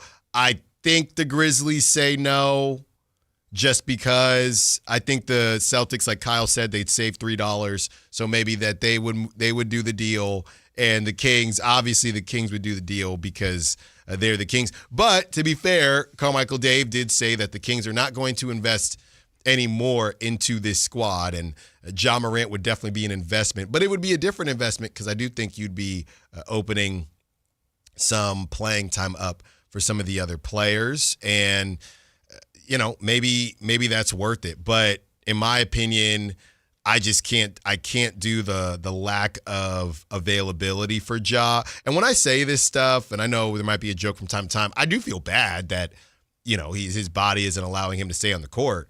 But as somebody who wants the Kings to succeed, I cannot be a part of that. I simply cannot. Another opening that would pop up is if Malik Monk were to be moved in this trade or any others. What should we take away from Malik Monk's start this season so far? We have lowlights and highlights from the Pizza Guy. Don't move. More Allen Stiles coming up. It's about time they fixed that pothole. Invented better windshield wipers. Made an internet that just works. Fidium Fiber Internet, starting at only $30 a month. It feels like Fidium. Offer available to residential customers only. Terms and conditions apply. See Fidium.com for details. The Sactown Sports 49ers Report is brought to you by Kia of Vacaville, located beside the Vacaville outlets. 49ers get back on the winning track with a 41-22 win over Arizona. Brock Purdy started his first game since September 28th and threw for 3 touchdowns. Christian McCaffrey had 2 rushing TDs and a receiving score. 49ers are back in action home on Monday night versus Carolina. You can catch the game right here on Sacramento Sactown weather Sports is brought to you by 1140, Fidium beginning Fiber. at I'm 4 Tamara o'clock. Berg in the KCRA. Football season is here at Kia of Vacaville. You can score big in a new 2025 Kia Niro LX with up to 53 MPG combined at Kia of Vacaville. Perfect for road trips, tailgates, and cruising to Levi Stadium in style and comfort. But don't wait. Inventory is limited at Kia of Vacaville, and these deals won't last long. Visit KiaVacaville.com or stop by right next to the Vacaville outlets for friendly service, easy shopping, and unbeatable value. All in one stop. Kia of Vacaville, where the adventure begins. With Progressive's collision coverage, my family gets up to $1,000 for vet bills if I'm injured in a car accident. And that makes this Chihuahua really feel like part of the family. What's that? I don't sound like a Chihuahua? Oh, I'm sorry. What exactly am I supposed to sound like? I guess all Chihuahuas are high-strung, riding around in expensive designer purses. Actually, I prefer riding in cars. So I appreciate that my family protects me with Progressive's pet collision coverage. Okay, maybe I am a little high-strung. Progressive Casualty Insurance Company and Affiliates. Not available in all states. Coverage for dogs and cats is included with the purchase of collision coverage and is subject to policy terms. This is the story of the one. As a maintenance supervisor at a manufacturing facility, he knows keeping the line up and running is a top priority. That's why he chooses Grainger. Because when a drive belt gets damaged, Grainger makes it easy to find the exact specs for the replacement product he needs. And next day delivery helps ensure he'll have everything in place and running like clockwork. Call 1-800-GRANGER, click Grainger.com, or just stop by. Grainger, for the ones who get it done. For over 90 years, Hagen Oaks has partnered with the biggest brands in golf to bring cutting-edge technology to your game. Our one-of-a-kind total game fitting offers a level of experience and precision that is unmatched. From driver to putter, footwear to golf balls, our TrackMan-powered performance studios, 3D footwear scanner, and Ping's Ballnamic ball fitting kiosk ensure every piece of your gear is tailored to your swing. Trust the experts at the Hagen Oaks Golf Super Shop. Total game fitting starts here. This is the story of the one. As a maintenance supervisor at a manufacturing facility, he knows keeping the line up and running is a top priority. That's why he chooses Grainger. Because when a drive belt gets damaged, Grainger makes it easy to find the exact specs for the replacement product he needs. And next day delivery helps ensure he'll have everything in place and running like clockwork. Call 1-800-GRANGER, click Grainger.com, or just stop by. Grainger, for the ones who get it done. Carmichael Dave here for American Energy Heat and Air. Right now, breaking news, they're upgrading their offering to include plumbing, bringing that same expertise and experience to the plumbing space. They're no longer just heat and air. They're now your American Energy Home Pros. You hear me talk about them as your second opinion partner. Now you can still get second opinions on any HVAC service or replacement, and now you can get a second opinion on any of your plumbing services. They'll come out to your house for free, and they'll give you a second opinion and almost certainly save you money. Oh, but wait, there's more. With winter coming up, how about a free furnace special? With full system installation, you're getting a free furnace, not a discounted furnace, a free furnace, and up to $4,000 in rebates while that funding lasts. So get there right now, 916-520-9990. That's 916-520-9990 or AmericanEnergyAir.com. American Energy, making the uncomfortable comfortable. Guys, want long-term health you can count on? It starts with knowing your numbers. Right now, Revive Men's Health Sacramento is offering a comprehensive wellness panel, a $400 value for just $99. It checks your testosterone, blood sugar, cholesterol, kidney, liver, thyroid, and heart health. Take control of your health today and stay strong for the long haul. Offer ends November 30th. Call 916-619-3000. That's 916-619-3000. Or visit ReviveMen'sHealth.com today. Must medically qualify. Terms apply. Contact us for full offer details.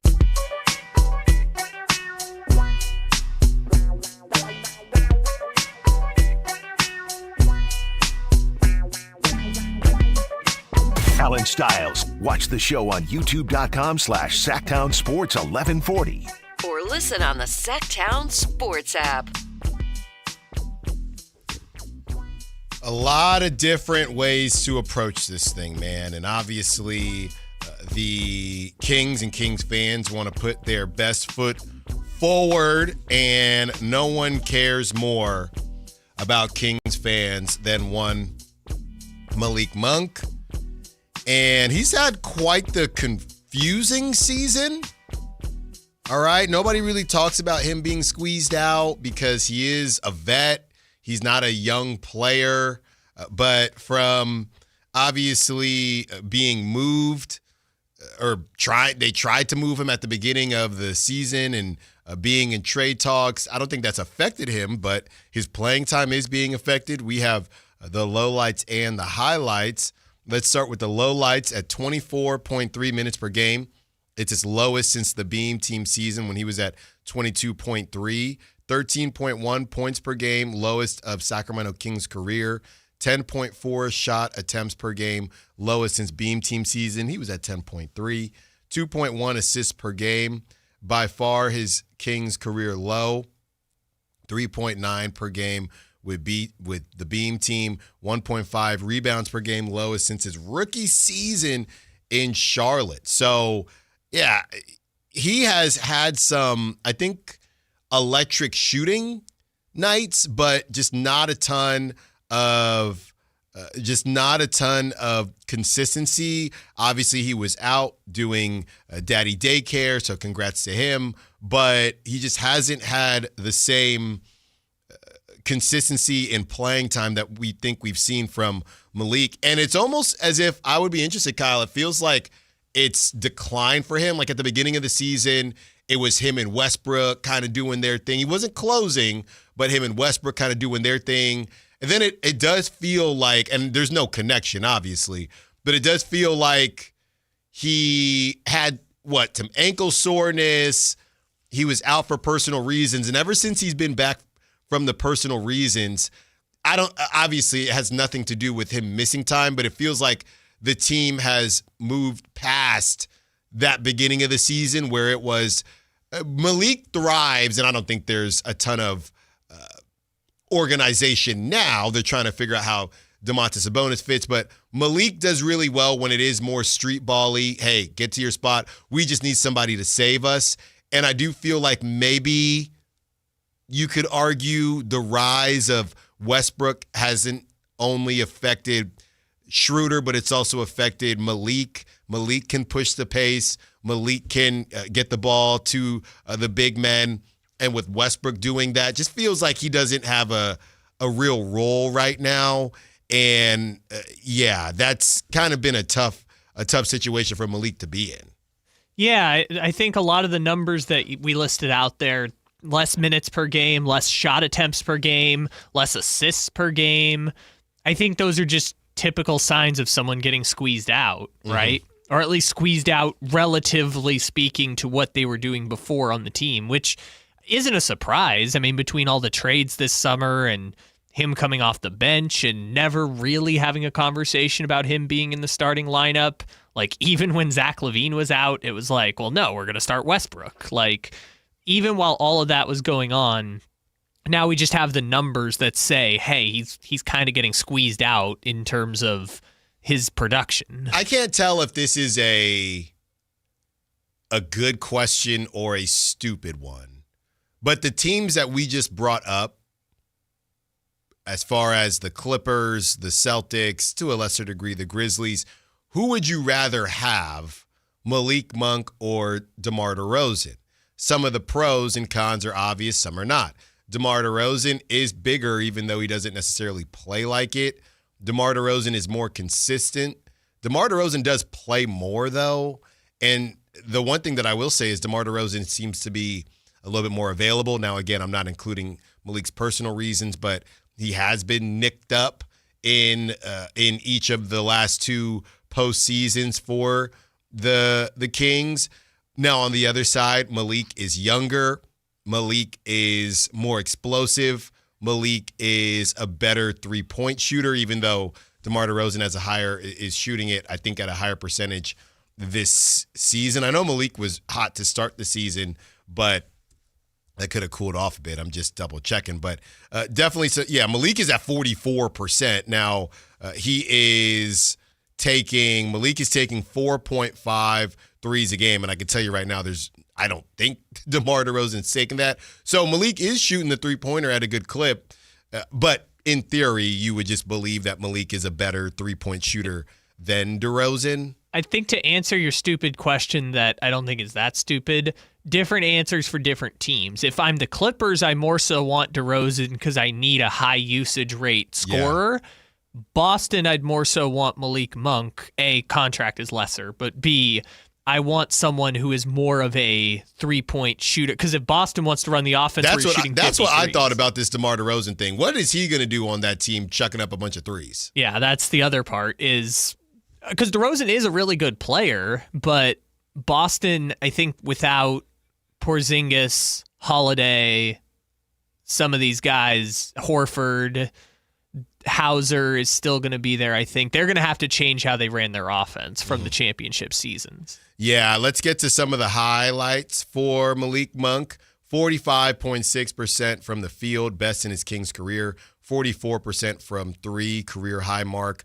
0.9 steals per game, career high mark.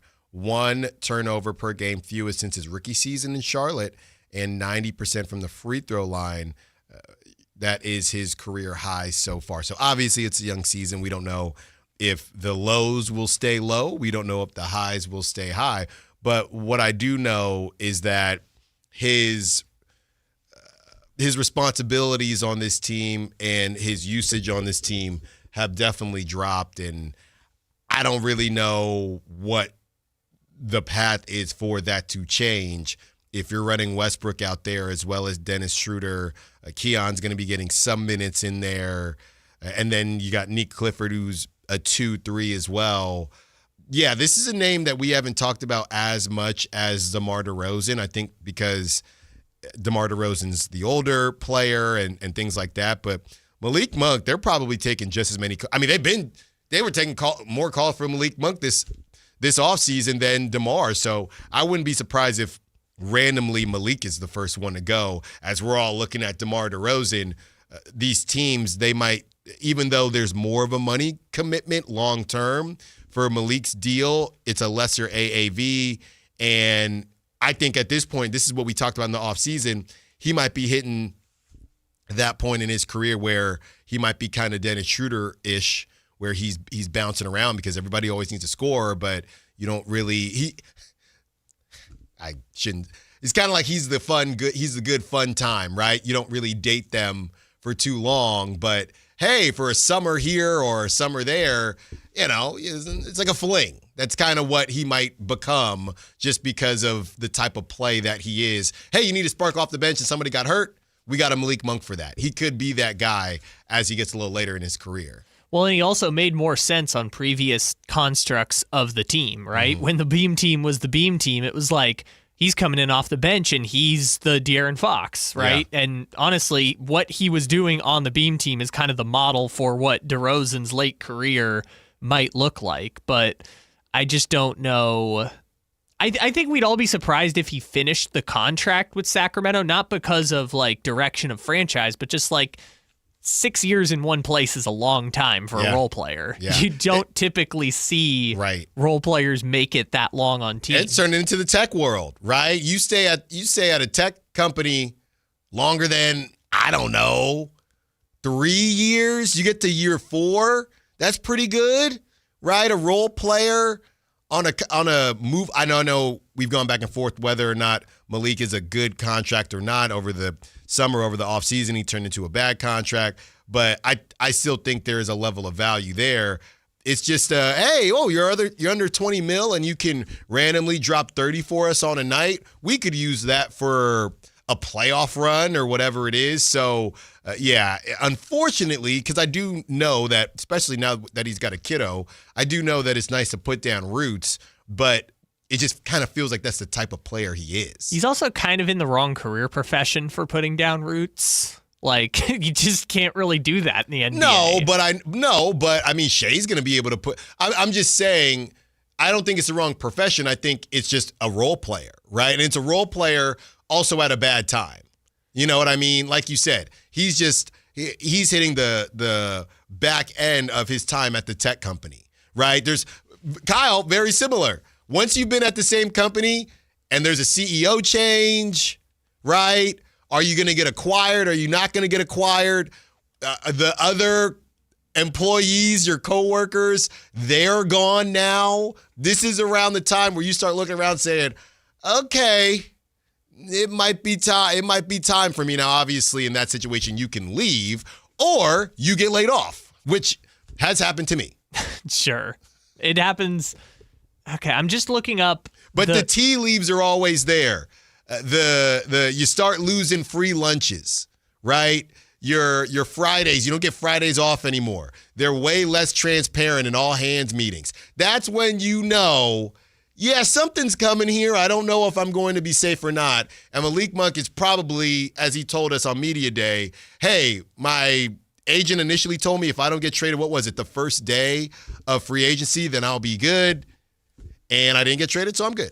See, I think why it's so hard to kind of gauge Malik Monk's trade value is that these sixth man role players have such wide variations in value across the league. I was just, while you were talking, looking up the sixth man of the year people from the last 2 years, like the people at the top of the award, and you've got Naz Reid, who obviously beat Malik. Yep. He just got $125 million. Malik got $78 million over 4 years. Yeah. Last year's winner, Peyton Pritchard, is on a 4-year, $30 million contract. But then the Nas thing, that's funny that you say that because that kind of went back to why Malik had an argument, because Nas got paid that money because he does start games, right? Mm-hmm. He's a hybrid six man, and that's what Malik was saying. This dude had a bunch of crazy numbers from starting games. I know we're we're up against it, so we will continue this on the other side. Will, we see you kick off the bottom of the hour. Did Doug Christie just prove to everyone that he has complete say over the roster decisions? No more questions there. Allen Stiles, Sactown Sports. Sacramento, the wait is over. The all-new Hard Rock Sports Bar is here at Hard Rock Hotel and Casino Sacramento at Fire Mountain. Enjoy the ultimate 24/7 sports watching destination with 20 big screens with all the action for the premier game day experience. There's no other place you'd want to be to watch all the games with you and your friends. Now open at Hard Rock Hotel and Casino Sacramento at Fire Mountain. For more details, visit casino.hardrock.com/Sacramento. With 25 award-winning years in Northern California, Ashton & Price is your local injury law firm. Pro attorney tip: if a firm presents it's local but they're in LA, red flag. If your first consultation is not with a lawyer, big red flag. At Ashton & Price, your first consult is with a local attorney, and if serious injury prevents travel, a lawyer will come to you. Still not enough? George Washington's my uncle. At Ashton & Price, no red flags, just red, white, and blue. Remember, for the best advice, don't think twice. Call Ashton & Price. When I asked Scott Lucky if his last name had anything to do with his success in the trucking industry, he laughed and said, "Well, Mike, I guess you could say I've always been lucky." But when I asked him how he and his family grew Lucky Distribution Services into the company it is today, he didn't talk about luck at all. "We work hard," he said. "We keep a close eye on the bottom line, and we treat our people the right way." In other words, Scott Lucky makes his own luck, which is precisely why he switched to Pure Talk Business. "Last month, I paid the big guys $740 for 12 lines," he told me. "This month, I paid Pure Talk $420 for the exact same service." Thousands of businesses all over the country are saving real money by switching to America's most dependable 5G network, and luck has nothing to do with it. Just dial pound 250 and say micro. That's pound 250 micro to switch to a wireless company that works as hard as you do. Pure Talk. $5,000. That's the average amount of money people in the U.S. are now spending on gas in a year. $5,000. That's crazy. If you drive, you have to download Upside, the free app that gives you cash back every time you get gas. That's right. You can earn real cash back with Upside just by buying the gas you're already buying. You can literally start earning cash back today. I use Upside every time I fill up, and I've already made around $300. You're putting gas in your car anyway. Why not get real cash back? If you like free money, download Upside. I'm saving the cash I earn from using Upside to help pay for a vacation later this year. Download the free Upside app now to earn cash back every time you buy gas. Use promo code POWER to get an extra 25 cents per gallon on your first tank. You can cash out anytime right to your bank, PayPal, or a gift card for Amazon and other brands. Just download the free Upside app and use promo code POWER for a 25 cents per gallon bonus on your first tank. That's code POWER for a 25 cents per gallon bonus. Around here, Maverick is more than a name. It's who we are. My dad climbed power poles for a living, and he taught me to keep homes running when it gets cold. This November, donate 5 canned foods to our holiday food drive and choose a furnace tune-up or an electrical safety check. We'll collect your cans at the appointment and keep your heat comfy and your lights steady. So the only thing whistling is the kettle, not your ductwork. Visit callamaverick.com. Limited November appointments. Some restrictions may apply.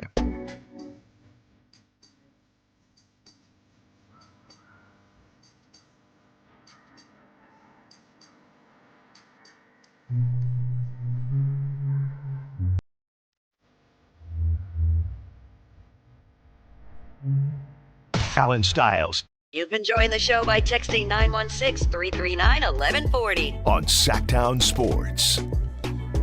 Coming up at 12 o'clock, win a family 4-pack to see UC Davis versus Sac State at UC Davis Health Field on November 22nd. You're going to text in the keyword of the day. So we have one for you that is coming up at 12 o'clock. And, I mean, if you heard the news, the Causeway Classic, this is it for a while. If you are a Sac State or UC Davis alum, or if you're still going there now, like Kyle, this is it for you. This is the last one for an indefinite period of time. Yes, which also, can I just say indefinite is the most confusing word, I think, in the dictionary, because it could mean next year it gets figured out. It could mean it doesn't get figured out for the next 25 years. That's what they used with Draymond, right? And I think it was with Ja Morant too, suspended for an indefinite period of time. That means they can control it. It doesn't mean, because when I hear indefinite, it feels like forever, but it's also the opposite, not definite. We don't know.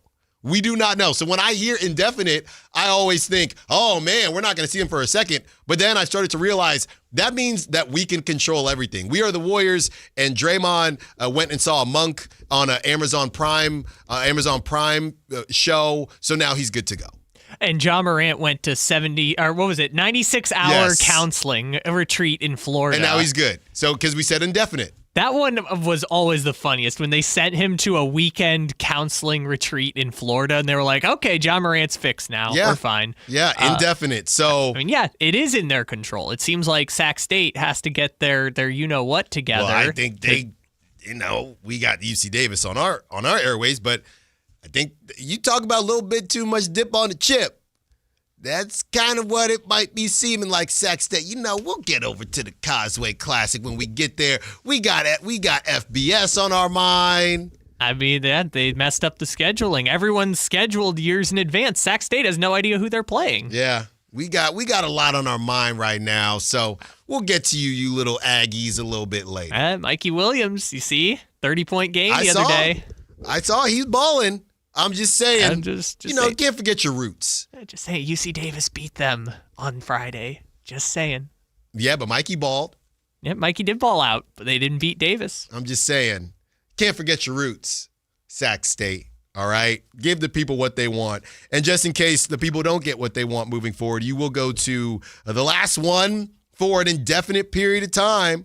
Family 4-pack, bundle up. And because you getting a 4-pack bundle, text in the keyword of the day in about 15 minutes, and we will have that for you. Did Doug Christie just prove to everyone that he has complete say of the roster? This was a big talking point early on before, what was it, I guess, when Westbrook wasn't playing that much, and Keon, it was the Keon thing mostly. Keon wasn't playing that much, and we said, and I'm just saying the collective we, does Doug have control? And Carmichael Dave said, I believe he has control. We have no reason to think he doesn't. I agreed. I have no reason to think that he doesn't. And it all came down to Zach LaVine, who has not played well. We don't know if it's the back, whatever it is, not in the closing lineup against the Spurs. And Kyle, this is what Doug had to say when he was asked about it. Just trying to find a lineup that's working.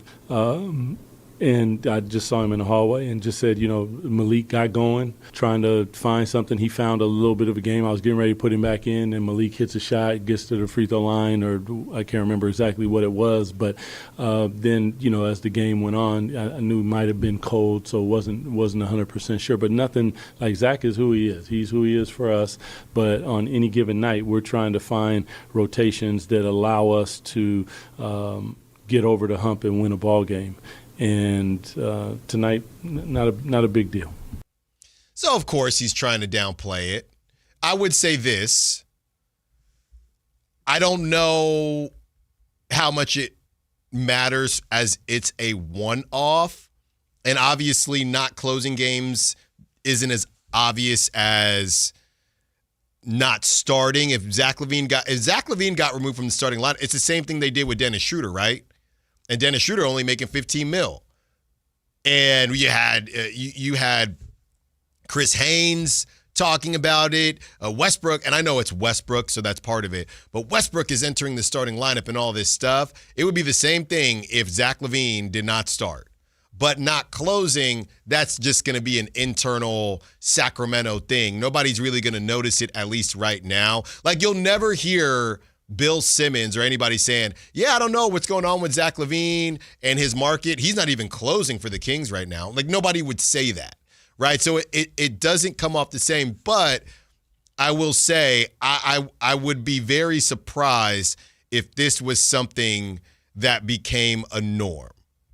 I think once in a while, the only way it could become a norm is if you're winning basketball games. But specifically, if you're not winning basketball games, once in a while, hey, we were trying something up. To Doug's point, not a big deal. So if you are a tinfoil hatter and you want to believe that Doug doesn't have say, I think you're still, there is a level of, hey, play certain guys. I think you are still alive because I do think a one-off, I don't think we're in any type of situation where Doug can't do something to try to win a basketball game. So I do think you're still alive. And the only reason I think you're still alive is because it would have to turn into something where somebody like Zach LaVine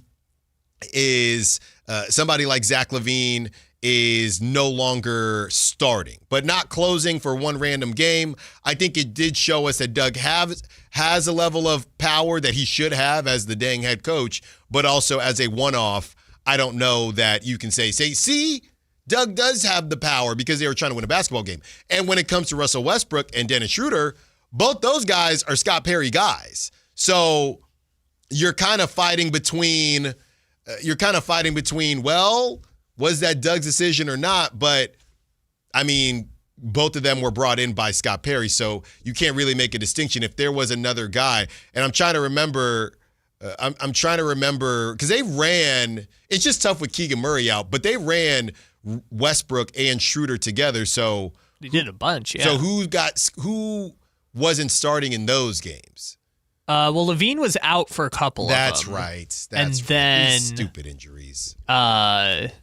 So if I had the list of all the starting lineups before, but there were so many combinations. So it was originally Neek Clifford, and then Neek Clifford had the hamstring injury. So then it was Westbrook and Schroeder together after that for a while. And then I think Isaac Jones started one or two, and then they just went back to Schroeder, Westbrook, LaVine, and DeRozan after that. And then they signed Precious Achiuwa, and then Westbrook moved to the bench, then Westbrook took over for Schroeder. It's been a long season, man. Yeah. So many damn combinations. Yeah, there have been a ton of combinations already. And I think that it does show that Doug has the you-know-whats to make that move.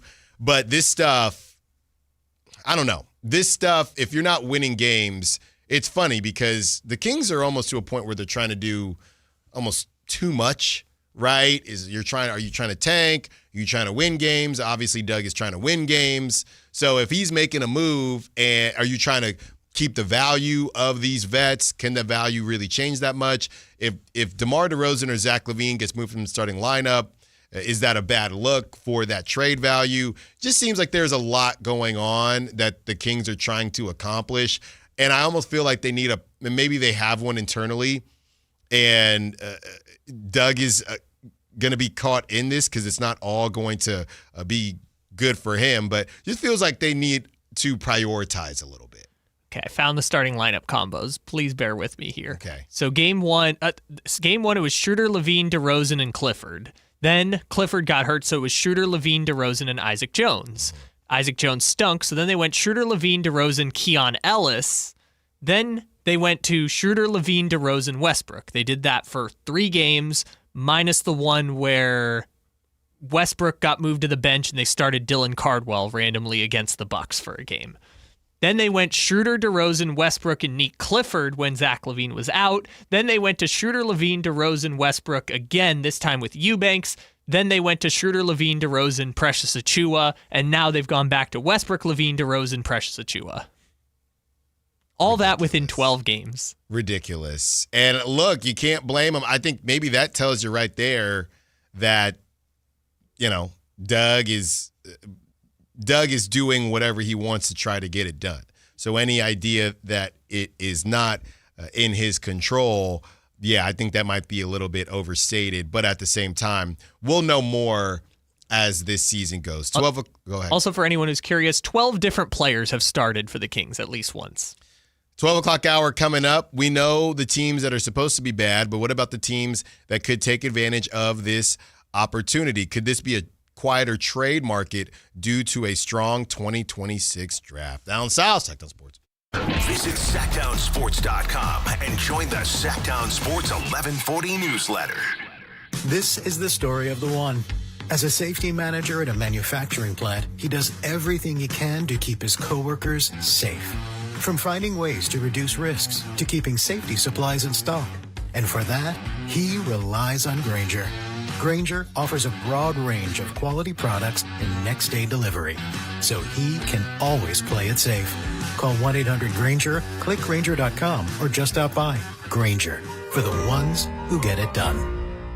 This 49ers Red Zone Report is being brought to you by Mountain Mike's Pizza. Pizza the way it ought to be. Towards Sky Moore, takes it at the 3-yard line, far hash, brings it up the field, gets past the 25 to the 30, 35, 40, 45, 50, has one man to beat, it's the kicker, Sky Moore, down to the 5, diving for the pile. Steps up into the pocket, throws a deep ball downfield, Kittle makes the catch over the shoulder, near pile on, into the end zone, touchdown 49ers.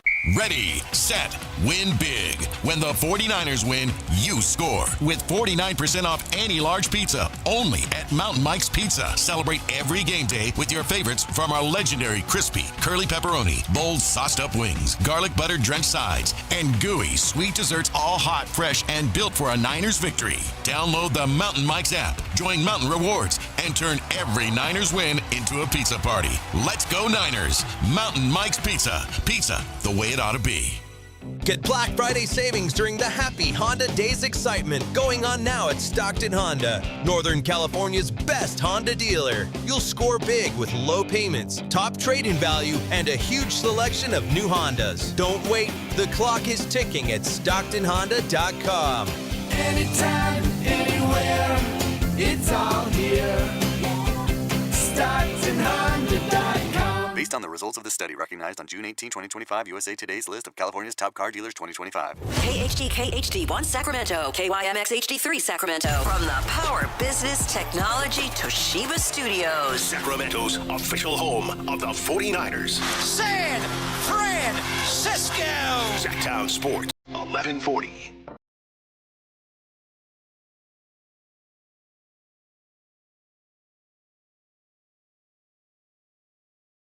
Your home for Kings talk and so much more. Live local. Allen Stiles on Sactown Sports. Couple giveaways today. You can win a pair of tickets to see Mike Epps at Hard Rock Live December 5th. That's coming up at 1 o'clock. And that's a call, by the way.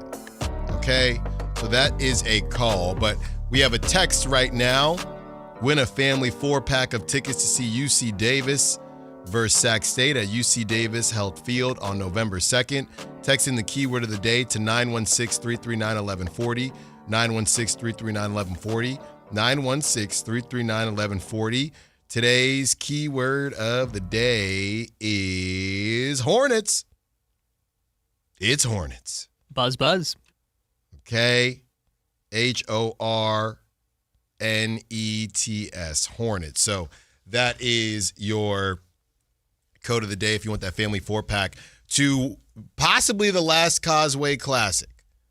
Okay? And indefinitely. Indefinitely. And to that person on the phone line, once again, you are texting in Hornets. You are not saying Hornets on the phone. You are texting in Hornets. So maybe you are calling to talk Kings, or you are trying to call in and say Hornets instead of texting in to say Hornets. Kyle is handling that now, or you think that the Mike Epps tickets are right now, and they're not right now. So the situation right now, and by the way, the Bill Simmons trade that Carmichael Dave and Jason Ross were kind of going back and forth with earlier today, and this is Bill Simmons. This is a good who says no. The Clippers desperately need more scoring, so they get Levine.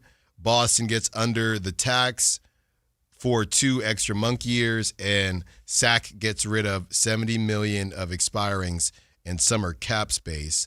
So what he had was the Kings getting Anthony Simons, John Collins, and Bogdanovich. The Clippers getting Zach LaVine and Dario Saric, and the Boston Celtics getting Malik Monk. We had our guy Keith Smith. He decided to chime in. And Keith Smith, this is why you got to pay attention, man. So Keith Smith says, this trade isn't even close to legal. Clippers are about $1.3 million under the first apron hard cap. This trade has them taking on over $10 million in salary. I once again recommend using our trade machine on SpotTrack. We also have an Apple app version. And I think that's an outstanding plug by Keith Smith. So, Kyle, this happened last week. I went to the SpotTrack trade machine. I don't know. Have you been on it yet? I've done it before, but I prefer the Fanspo one. Yeah, the Fanspo one is a bit simpler, but I think that's Keith's point. You can turn things on and off on the SpotTrack one. You can say, hey, do you want restrictions on or off? Because I knew you were on the phone, Kyle. That conversation, that Bill Simmons trade, and Keith Smith is saying is not close to legal. But it worked on Fanspo. That's his whole point. I also saw someone, I don't know if this is true, but I saw someone say if you just sent Saric to Boston, then it would be legal. Maybe. No, but yeah, Keith Smith is saying the issue is the $10 million that the Clippers are taking. He said, I see what you're saying, but yeah, if my math is correct, Saric is making $5 million? It's making $5 million. So remind me again, it was Collins to the Kings. Collins to the Kings, Simons to the Kings, Bogdanovich to the Kings, Zach LaVine and Saric to the Clippers, and the Boston Celtics getting Malik Monk.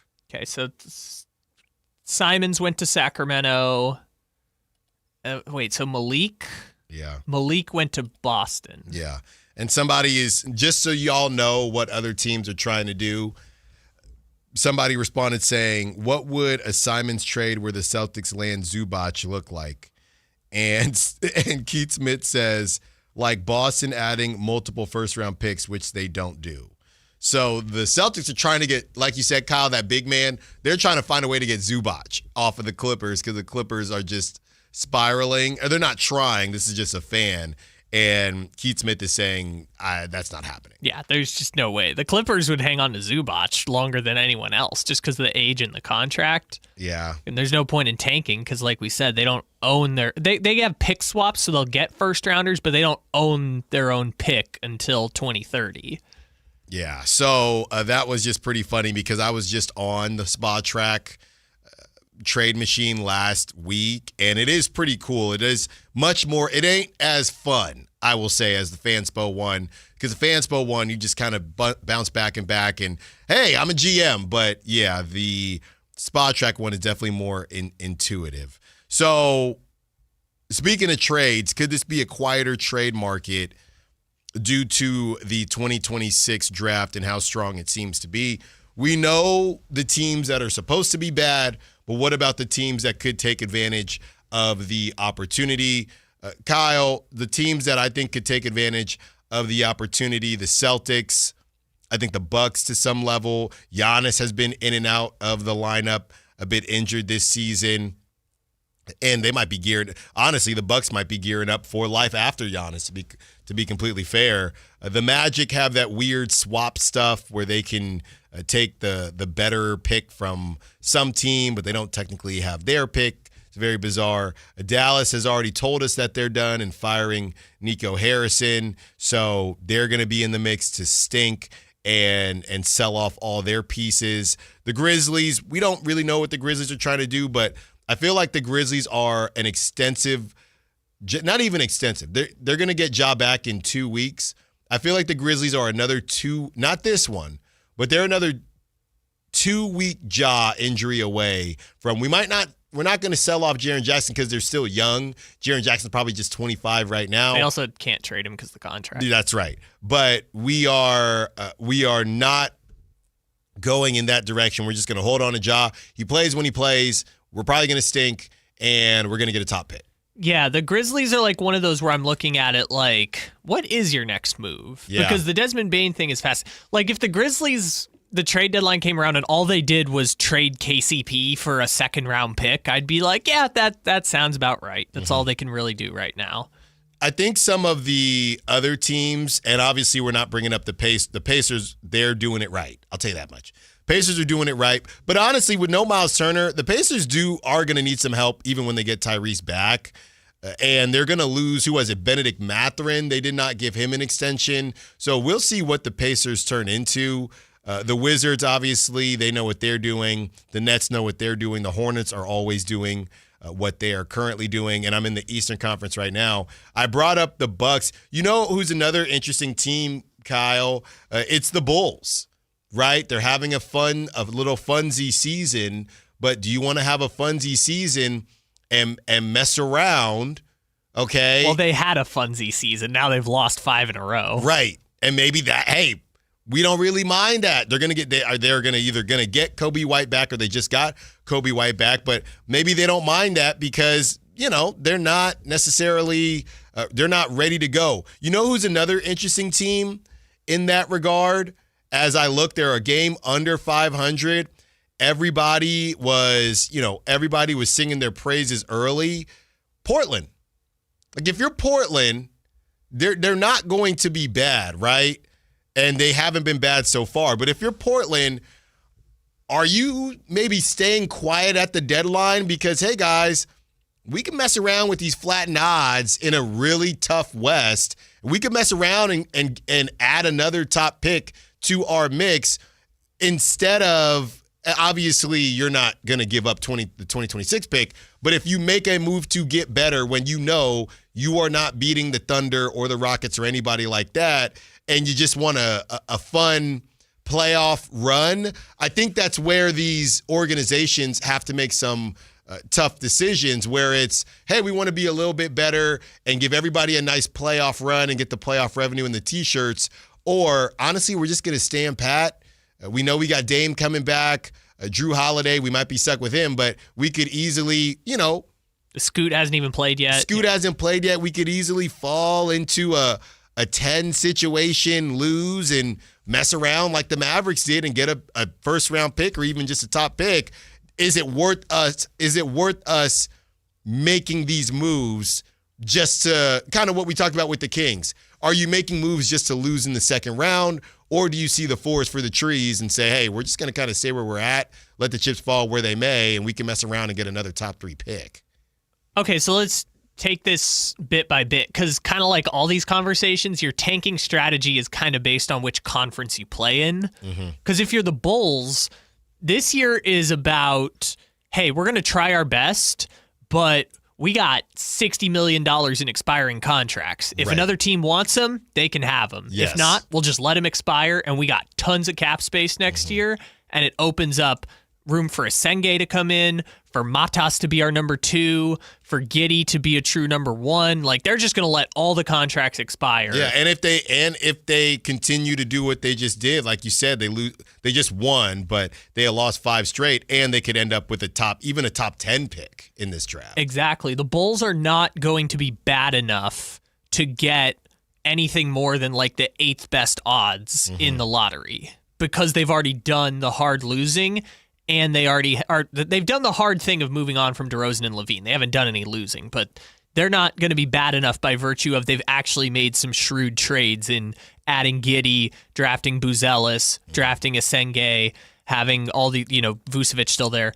They're going to be they're going to do what they always do. They're going to try to make the playoffs, probably losing the play-in. That's probably what the Bulls are going to be. Even if they wanted to tank, everyone would have to get hurt, and they still probably couldn't catch Brooklyn and Indiana and Washington and maybe Charlotte, depending on what direction that goes. In the West, it's different because that gauntlet of a Western Conference is not as much of a gauntlet as we thought it was going to be, right? We thought originally, hey, if the Kings get to December and they're the 11 seed, they can just sell off and fall to the bottom because everyone's trying to compete in the West.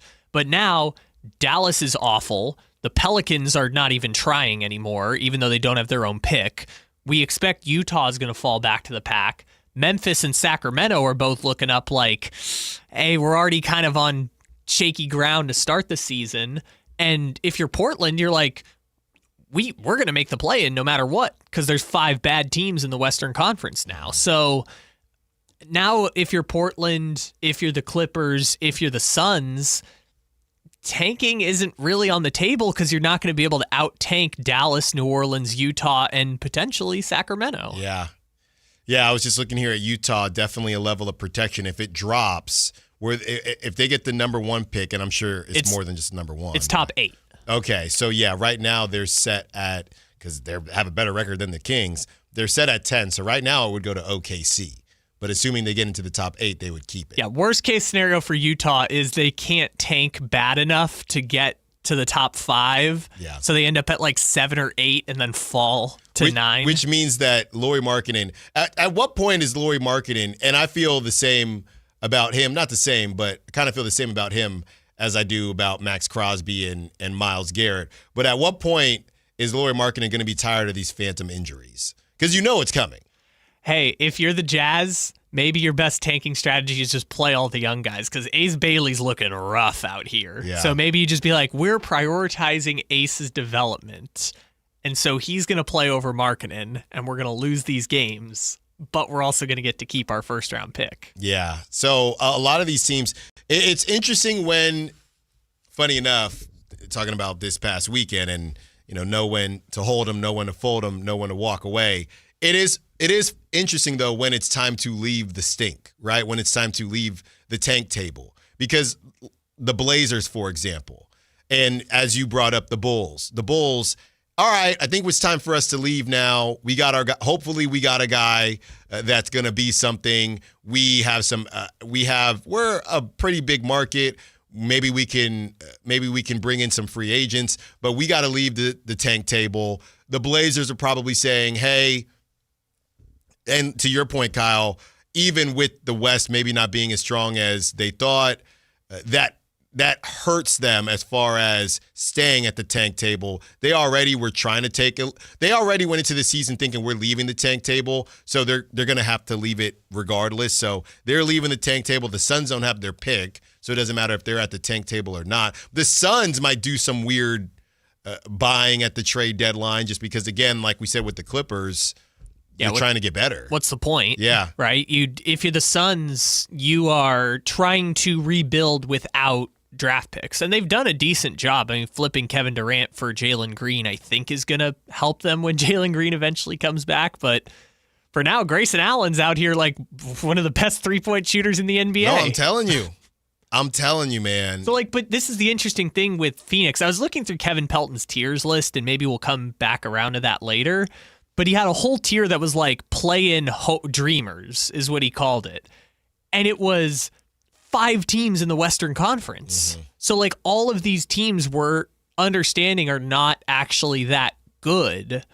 And I know we said at the start of the year, it's going to be a fight for the 10 seed. It's still going to be a fight for the 10 seed, but all of them suck is kind of the fight. So, it's not actually going to be that hard to get the 10 seed if you're Phoenix, because you're going up against the Pelicans, who are worse than we thought, the Mavericks, who are way worse than we thought, the Jazz, who no one thinks will be good, Sacramento, who's lost 6 games in a row and can't defend anybody, and Memphis.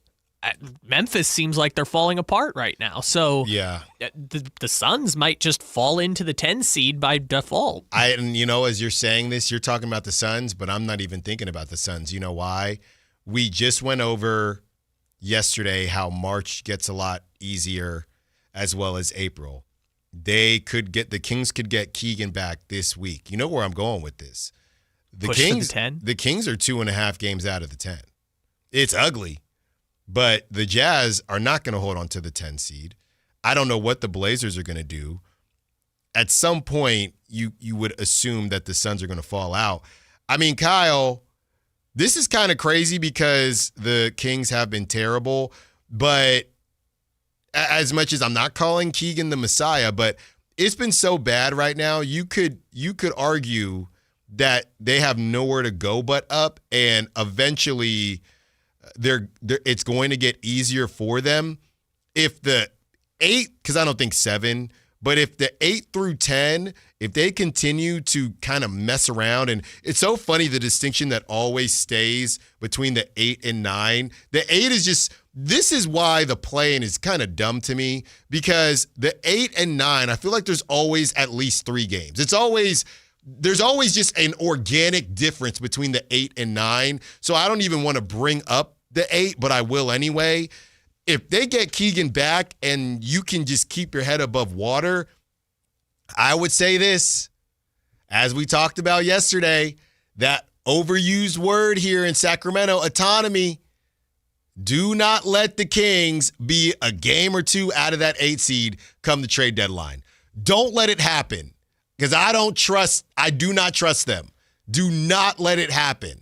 See, this is how funny the NBA is, because it went from our analysis at the start of the year was, man, it's going to be a gauntlet fighting for the 10 seed. Mm-hmm.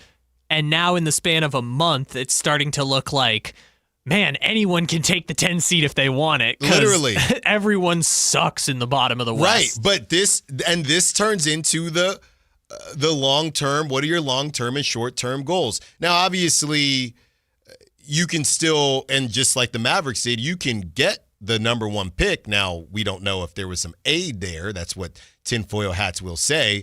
But in general, getting the 10 seed percentage-wise lowers your percentage to make to get a top 3, top 4 pick. And the way we're talking about this draft, it's almost going to be, Kyle, I feel like it's going to be hot potato. Here, you take the 10. Here, you take the 10. Nobody's going to want that 10. Which, even if you get the 10 got you the number 1 pick last year, so it's not like you're completely out of the running. Right. And just to look at the percentages here, the 10, and we're going in the opposite direction here, right? So the 10 keeps you at 13.9%. That's where the Utah Jazz are. You get the 9, that drops all the way to 9.4. Okay? So is it worth to do nothing? You ain't beating nobody. Yeah, and every win the odds are flattened and you're just trying to get to the top 4 this year, right? That's kind of the whole crux of the conversation. But I don't think trying to fight for a top pick should deter you. Just this is a general philosophy. I'm not even saying the Kings. Trying to go for a top 10 pick in 1 year should not deter you from actually trying to compete, because the odds are flattened. You might not even compete anyways. But there's a level, Kyle. There are.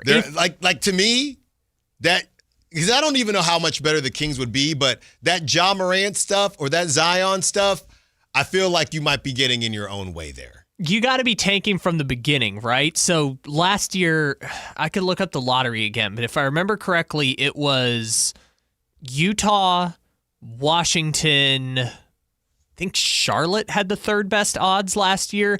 But anyways, those teams were tanking from the jump, right? They knew coming into the season they were tanking, and this was about being there's a Cooper flag one I'm not going to say, but the lose for Cooper or whatever it was, the poop for Coop or whatever they called it. Yes.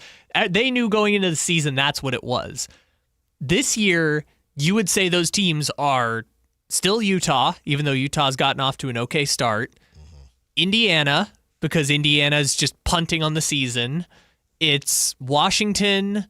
It's Brooklyn. Maybe you could argue the Hornets. But Con Kneppel. Yeah. He's cooking. Family hosting the whole team. I mean, that's what I need. That's what I need in Sacramento. Is a Con Kneppel? Yes. That's literally, the dude is boogieing. You know what? Go ahead, Kyle. Hey, guess what pick Con Kneppel was last year? Number 4. That's what I need. You just want, now you're past Peterson and Debanza. You just want a Con Kneppel. I just want a Con Kneppel. That's it. That's it. All you want. Anyways, there's 5 teams that you know are tanking, and by the way, have already gotten a jump on it. Where I think it's an interesting inflection point for the Kings is Kings are 3-11 right now. Like, if they committed themselves to going into the tank, they could do it. But they have too much talent compared to these other teams to where I think they're and too many veterans to the point where I think they're actually going to try to compete. I don't know, man. Yeah, but I don't know if they're trying. Their trying has not mattered.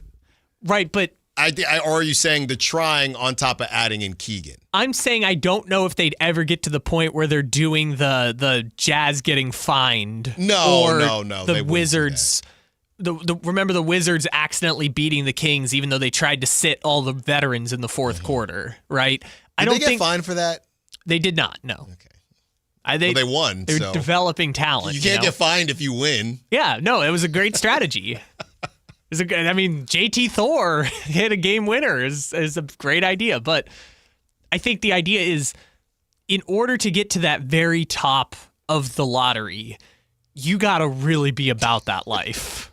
And I just don't think, even no matter how many games they lose, they're really going to be about that life this year. Yeah, you know what's funny about the trades? I think the best way to do it without getting fined is if you're trading for someone that is already injured. I know we were talking about, and that's why that's what we were talking about. Maybe the Ja Morant thing does make sense. But another guy would be Derrick Jones Jr. Now that Derrick Jones Jr. is out, hey, Clippers, you need somebody. And then once you have Derrick Jones Jr., who is injured, hey, we're not going to rush you back, right? Stuff like that. If you trade for a John Collins who's healthy, I think to your point, you've made the team make more sense. If you moved off of DeMar DeRozan, the team makes more sense.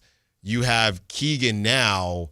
There is a level of, all right, this team is better constructed than it previously was, so they're probably going to win more games, fortunately or unfortunately, depending on how you look at it. I remember we made this comparison earlier, and it just, I think we did this back before the season started. It just pissed me off that I said it. But they're basically where the Bulls were right before they traded Caruso. Yeah. Which is they're getting to the point where they're going to have expiring contracts, but in the meantime, they're probably going to be the 10 seed.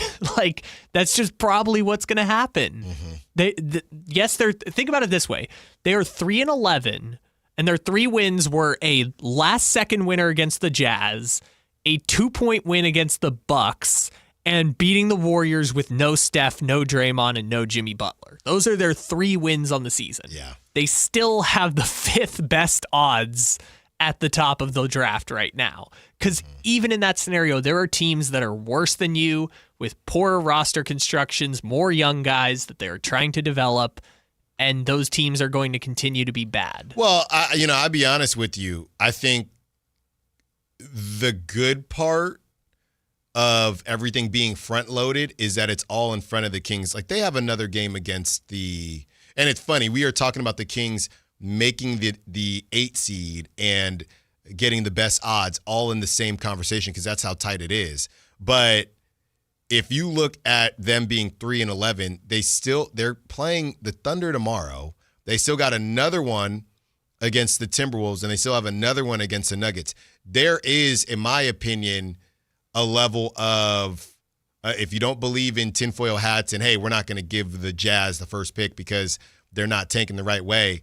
I mean, Kyle, I think there is a level of if this thing is just absolutely fried before the trade deadline and then you do sell off or you say, hey, we're going to just focus on our young talent.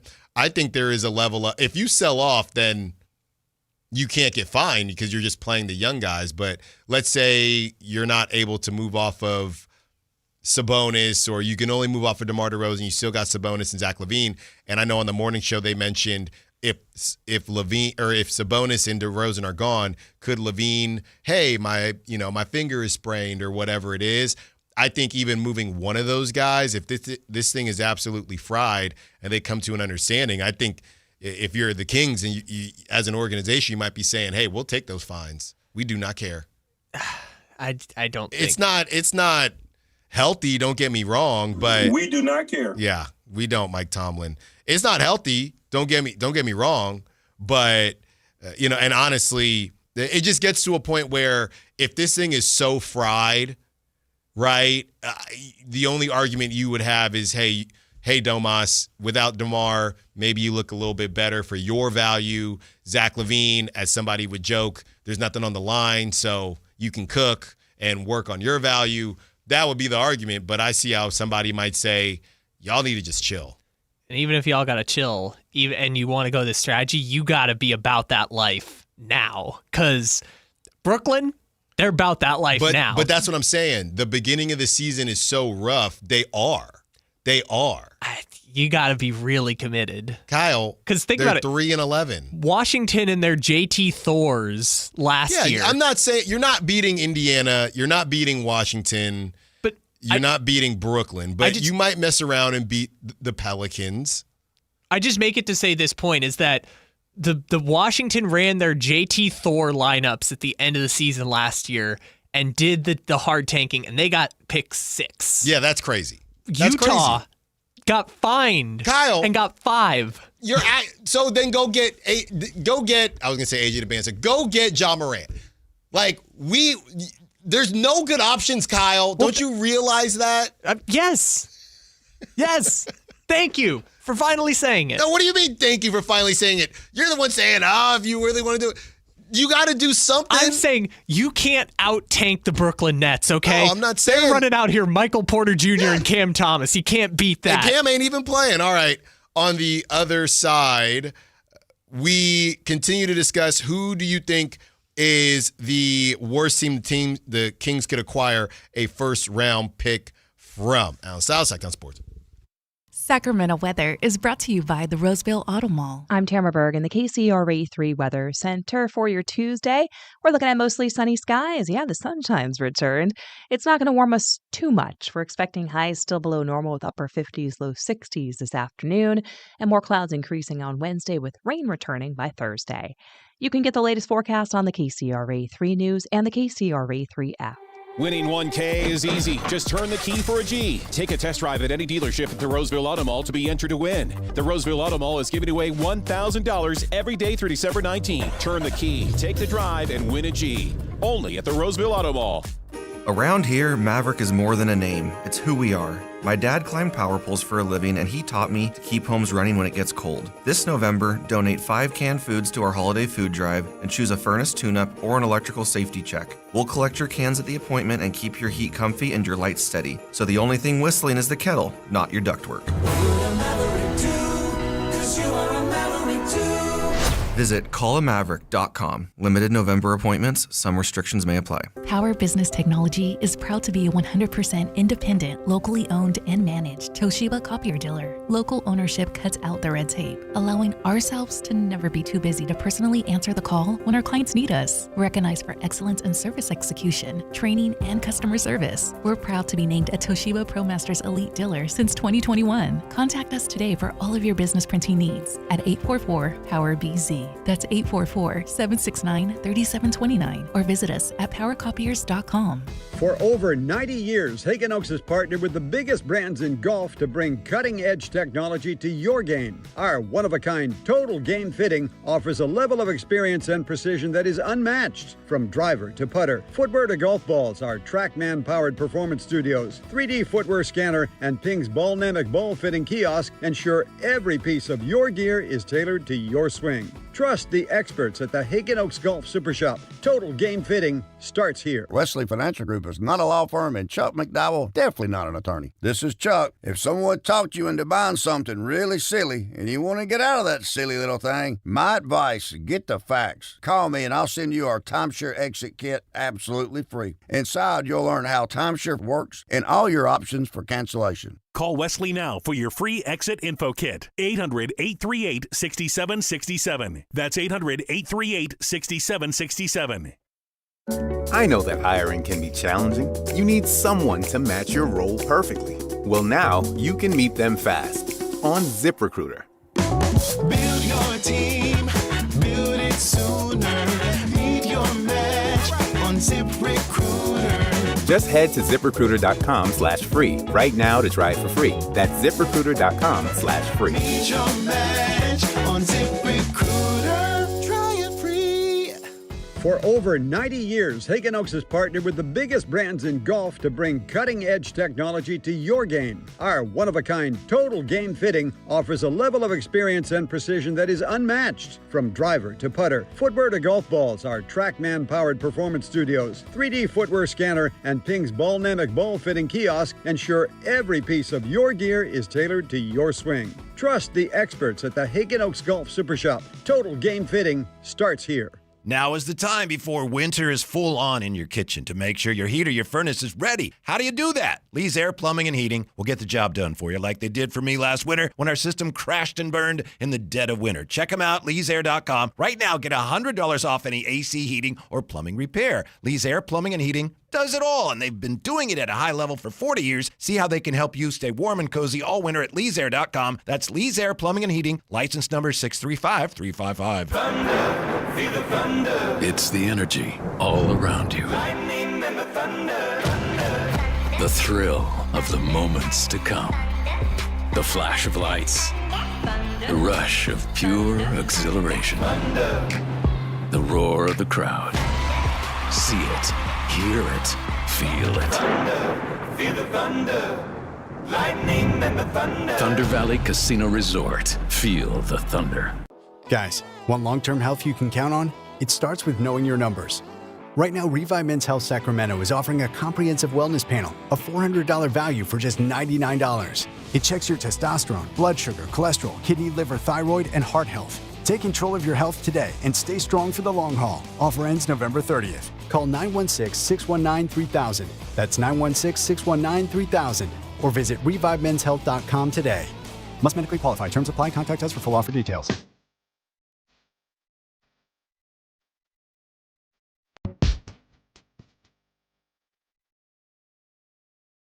Allen Stiles. Watch the show on youtube.com/Sactown Sports 1140. Or listen on the Sactown Sports app. Taking you up to 2 p.m. We are 30 minutes away from those Mike Epps tickets. Okay, so you got an opportunity to see Mike Epps at Hard Rock Live. Hard Rock just opened a sports bar, if I'm not mistaken. And yeah, the who's who of Sacramento sports and just, kind of local area sports stars were there, past and present. I got the invite. I also had a +1, but, that second kid, man.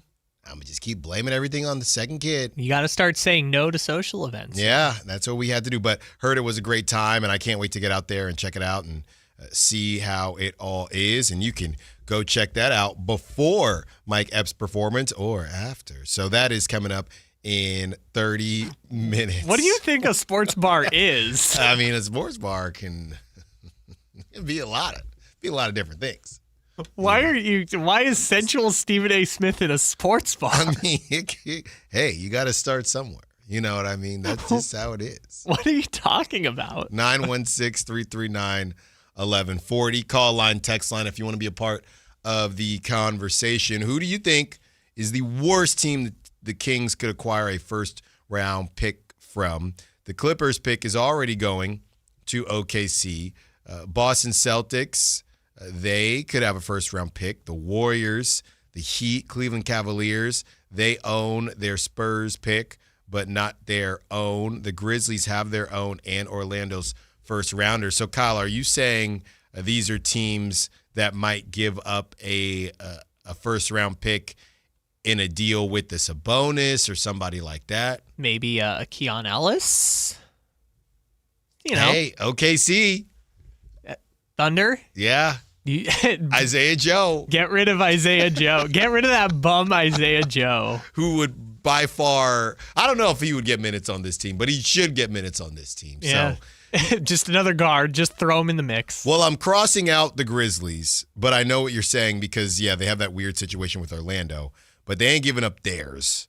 The Cavs, maybe, if they, if they think that obviously they got two big men, but if they think a Keon Ellis could add something to that. The Miami Heat, hey, they already got one former King balling out for them. Why not make it two? The Warriors, I think this is interesting. The Keon thing to me with the Warriors, I just feel like the Warriors have Keon. I'm not saying these guys are better than Keon. I just feel like they have Keon types of players. I don't know if you saw what Moses Moody did. What is 7 threes in the first quarter or the first half? Yeah. Something insane like that. I don't think it was first quarter, but yeah, I don't know. I don't know how you get there with the Warriors. I don't know how you get there with the Celtics because, again, why? Right? I don't know how you get another one, Kyle, unless you're talking about that Grizzlies weird situation with the Magic. All right, so or maybe, the Cavs. Maybe the better way to phrase it is what is the best chance the Kings have of getting a second first-round pick next year? Like, we're just, like, you could get a pick in 2029 down the road for a trade, but, like, best chance to get a second first-round pick next year. Is it trying to trade with the Thunder for one of their 4 first-round picks? Yeah. Okay. That's, even if it's not even the good ones, even if it's, because they still have Philadelphia's first-round pick and Houston's first-round pick next year. Like, that's crazy. How did they do this? The Sixers one, I don't know. Like, when did... Wait, who's over there? I know. Is it Paul George again? No, that was the Al Horford salary dump. Remember that? When they took Al Horford and then sent him home for a year? You don't remember that?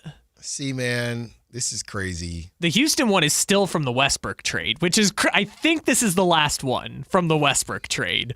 But the Rockets are still sending Oklahoma City picks from the Westbrook trade. Yeah, I mean, they're obviously the number one because they got so many. But are we talking about another kickback like we just did to get Nick Clifford, or are we talking about legitimately a player? Whatever you envision in this scenario, how can the Kings get a second first-round pick next year so that potentially they have a young core to work with of Keegan Murray, Nick Clifford, their first-round pick this year, and a second first-round pick in next year's draft? Mm-hmm. Well, I would say this. I would look at, as we talked about this yesterday, I'm looking at, and today it's different. So now our guy, Neoclis Avdalis from Virginia Tech that everybody likes from that one good game. So now we have decided that he's our guy. They have him going, Kyle, 19. Okay? So currently on Tankathon, the 19th pick is the New York Knicks. Yes. And just like we discussed. Want to send Keon back to Mike Brown? I mean, he'll play him. He'll play him now. Will he? Yeah. Miles McBride, we can't get you any time. I don't know. Mike Brown said, he's a big Keon Ellis fan, right? I'm looking at this. Is there another top? There's another Toppin? Is that a Toppin? JT Toppin? Is he one of the Toppins? I'm unaware. I know there's... If I can get a Toppin. Let's see. JT Toppin. Texas Tech. No relation. Let's Wikipedia this and see. No mention... Oh, actually, in his Wikipedia at the very end, it specifically says Toppin is not related to current NBA player Obi Toppin. Okay, hear me out. I think I got it, Kyle. I think I got it. The Lakers are probably going to keep this, but let's just, we don't know where these picks are going to land. So let's say, just like we didn't think we were going to be able to get Maxime Reynaud, you look at the Thunder at 27, and this is what you do, Kyle. You look at the Thunder at 27, you just assume something is going to go squirrely with the Lakers, and you get both boozers. So you get Cameron, and then you get Caden. Caden is supposed to go 26 as of today to the Lakers.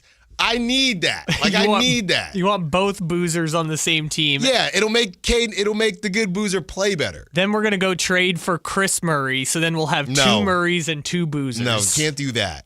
But that's what I would do. Or, Kyle, at 20, if this is what I would do. At 20, I would trade Keon for that 20th pick. With OKC. And then I would... Which is actually Philadelphia. Yes. And then I would maybe try to... You either pray that Neo Avdalis is available, or you say, hey, Knicks, do you want to swap? And you give him something in 2040 or whatever, and you get Neo. Give him a 7th grader. You get Neo. So if you're going to lose Keon, you're losing him for mini Luka. And that's okay. That's what I would do. That is my plan, Kyle. Keon to the Thunder, Isaiah Joe is no longer in the league, and then you get Neo. I don't even know if that would work. Why wouldn't it? The money, the Isaiah Joe money versus the Keon No. Who Ellis cares money. about Isaiah Joe?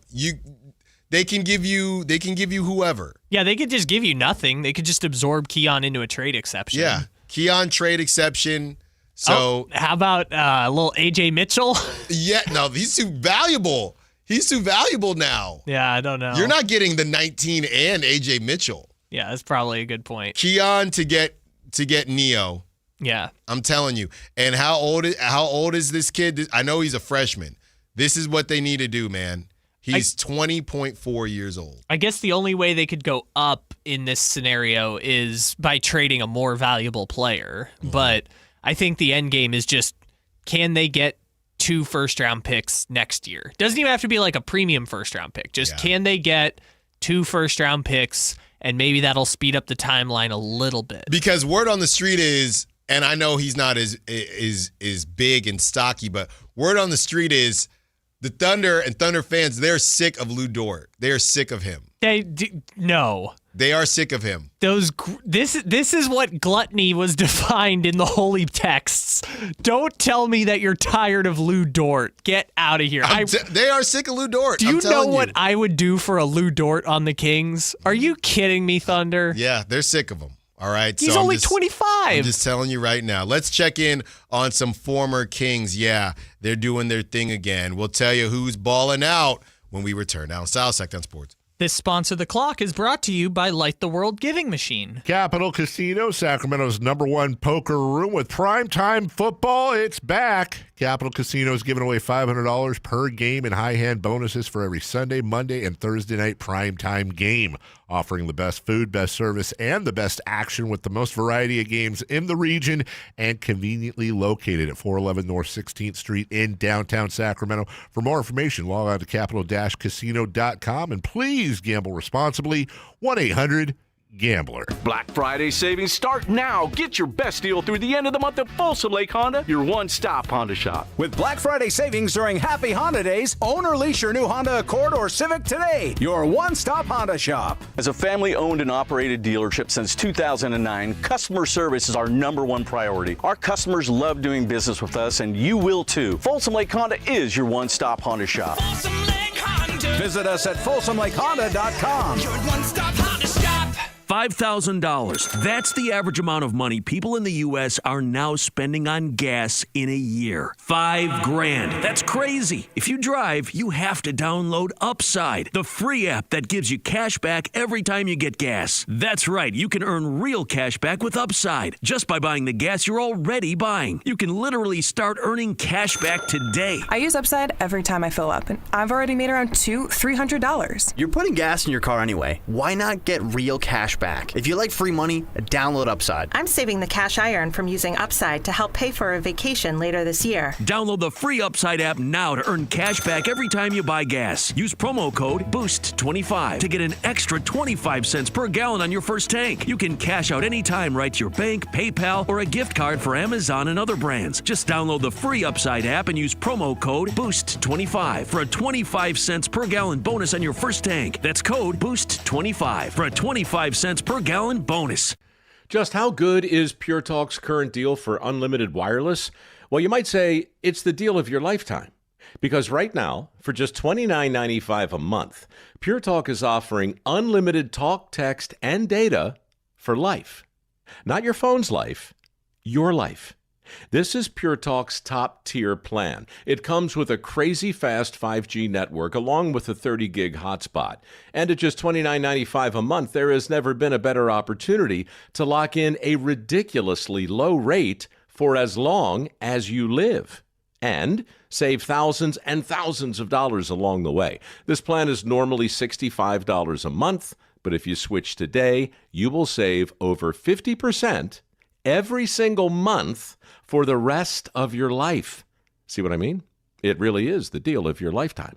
Dial pound 250, say Mike Rowe. Offer ends 12/7. Some restrictions apply. Details at puretalk.com.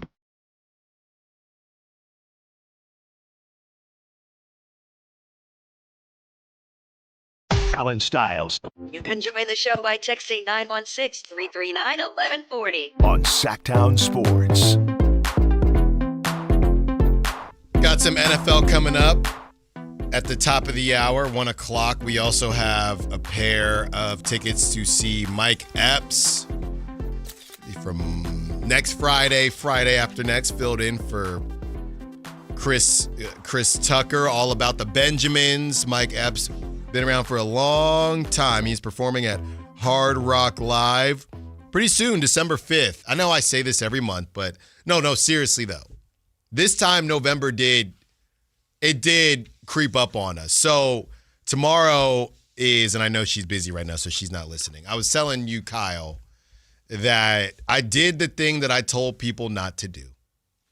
I've tried to help you in the past, and life isn't all about saving money. This is why my family likes to call me cheap. I prefer frugal. But I did the thing I said not to do. Now, I don't mind it because we had the second kiddo, so we haven't gotten out much, but I did the thing where I gave my wife a gift, okay, the concert and a dinner, okay, not a cheap dinner either, all right? You gave it to her. Well, I gifted it to her. Okay. And then we also, hotel room, you know what I mean? So it was a little mini staycation type of deal. But I did it because her birthday's during the week. I did it on the weekend. So now tomorrow is her birthday and I can't not do anything, but I already cashed out pretty healthy. So what are the rules on that? Can somebody help me with that?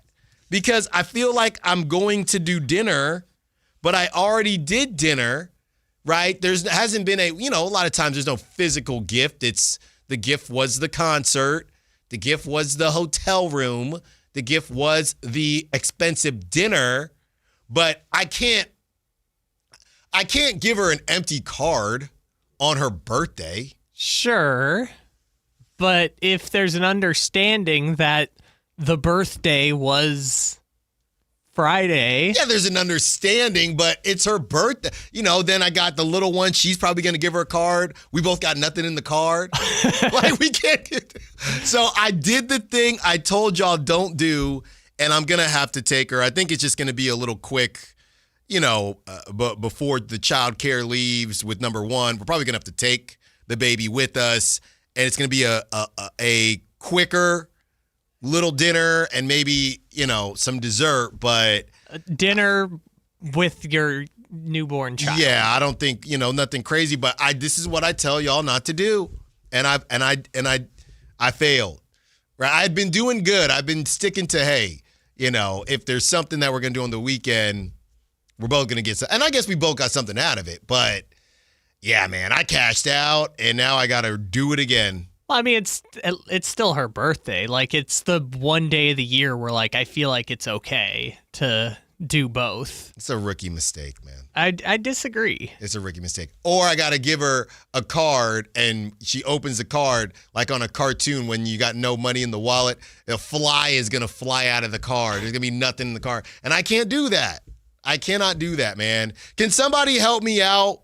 Have you, and Dwayne is talking about jewelry. Jewelry? I gotta send y'all this hotel and receipt for dinner. Can somebody help me out? If you did something with your significant other before his or her birthday, what do you do on the actual birthday? What is your approach on the actual birthday? This feels like a classic Allen Stiles is overthinking this. No, we're going to hit dinner, but, I'm saying I got to go dinner and put something in the card because then you can't give an empty card. Well, here's the other thing. I see the 916 texting in, cook the dinner this time. No, that makes you look cheap because then you're just doing what you would do every night. Except, no, I'm cooking dinner tonight. We've definitely done that before. I think to be honest with you, that place is a complete circus right now with both the kids. So I don't know. I think I'd rather just say, hey, let's go out for a couple hours. And then after that, we can, go back to the mess, right? Yeah. The Mad Max situation, which is our house right now. I'm sure she will appreciate any gesture. It's just a rookie mistake. It's just somebody said take her out for a cheaper dinner. That's what I'm doing. That's what I'm doing. And it's not a cheaper dinner. I'm telling you, and y'all know where I went. I just can't say it. Them steaks were not cheap, man. And look, she deserves it. But this time around, hey, we go ahead, get a little, it's a dinner. Frugal. It's like a lunch dinner. Yeah. We don't got to go, no ribeye. No, she got the filet. No filet this time. And a gift, right? Like, what are we doing with that? I got to go gift? That was the gift. I mean, you going to show up with a card? The fly comes out? No, I can't do that. So, where are we at with gift cards? It's your wife. What? Yeah, but...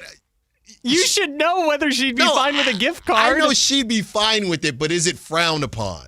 Like, who here has given their significant other a gift card? But you've also done other stuff. Like somebody's saying the physical gift. Could the physical gift be a gift card? Sure. If your wife is fine with it, then yeah. Somebody says flowers, coffee, breakfast bagel, foot massage for dinner. What? Put a donut. Wait, what put for a dinner? donut on each toe. What type of a donut on each toe? Y'all into some weird stuff. Gotta be careful how you read that, dude. A donut on each toe. I'm just saying, man. I'm just saying. Okay? It's just, I did what I said. Kyle can't keep a straight face. I did what I said not to do, and I tried to tell y'all, stick to the day of the birthday. I'm sorry, foot massage for dinner has me rolling. Just eating. Yeah. That's a crazy text. I don't know foot massage for dinner. Help me out here, y'all. Help me out. Dwayne says I gotta jewelry is still in play. Look, man. She ate the jewelry, that filet. That's a problem. Jewelry was the steak. Jewelry was that beautiful, beautiful filet. Okay, Chris, checking in. Go ahead. Chris the mom makes the point. You still make her day special, even if it's simple or casual. That's the point. That's right. And that's what I'm planning on. There's no way to mess it up. Somebody said just don't do a card. I got to do a card. Cards are the one time I think I write. I write about 4 times, 5 times a year besides when I'm, signing autographs at River Cats. But besides that. Besides signing your name. Besides signing my name. Yeah, that's a good one. Besides signing my name. I'm just saying, man, what exactly is everybody thinking? Also, Allen, card, more frugal than flowers. Them cards, like $8. Them flowers are $18. No, the flowers, no. And I already did the flowers before. I did the flowers. All right. Davion Mitchell. Okay, Senor Segway strikes again. That's no. Kyle, by the way, Let's give Davion Mitchell his flowers. I'm looking at the video. I'm very far away in the video. I look like I'm running from my responsibilities. Oh, I see. You bumped the camera during the last break. I didn't bump the camera. I feel like I'm running away from my responsibilities, okay? And everybody is texting in, hey, thanks for the help, all right? Somebody said fall and hit your head and say you forgot what day it is. That's the worst thing. That is the worst stuff that I've heard. By the way, somebody already freaked me out because somebody shouted her out, her old friend, and she shouted her out the day before. I woke up in a cold sweat, because I knew it wasn't today, but I woke up, happy birthday. Whoa, but it wasn't. Davion Mitchell. All right. The guy is balling. Okay. Davion Mitchell is averaging a career high in points, assists, and steals. He is doing something that nobody else in the NBA is doing right now. And I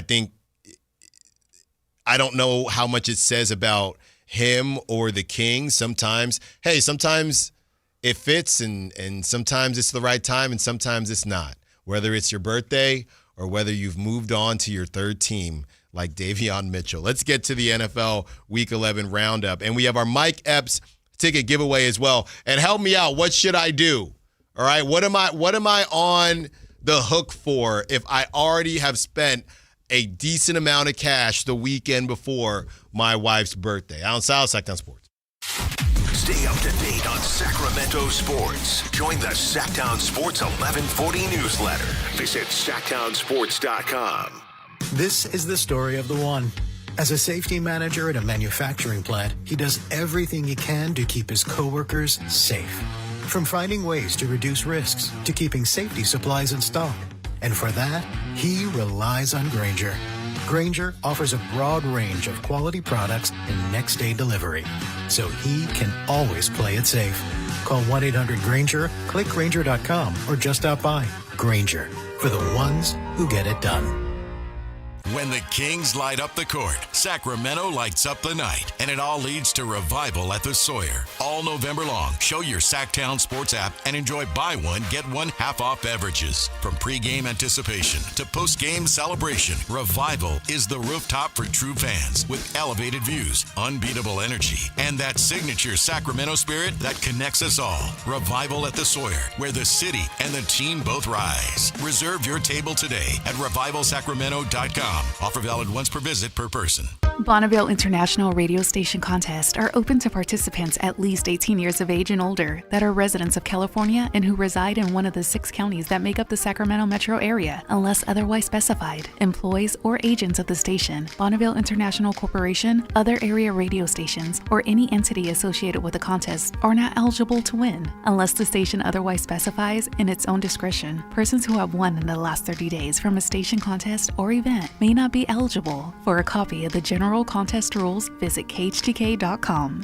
For over 90 years, Hagen Oaks has partnered with the biggest brands in golf to bring cutting-edge technology to your game. Our one-of-a-kind total game fitting offers a level of experience and precision that is unmatched. From driver to putter, footwear to golf balls, our TrackMan-powered performance studios, 3D footwear scanner, and Ping's Ballnamic ball fitting kiosk ensure every piece of your gear is tailored to your swing. Trust the experts at the Hagen Oaks Golf Super Shop. Total game fitting starts here. With 25 award-winning years in Northern California, Ashton & Price is your local injury law firm.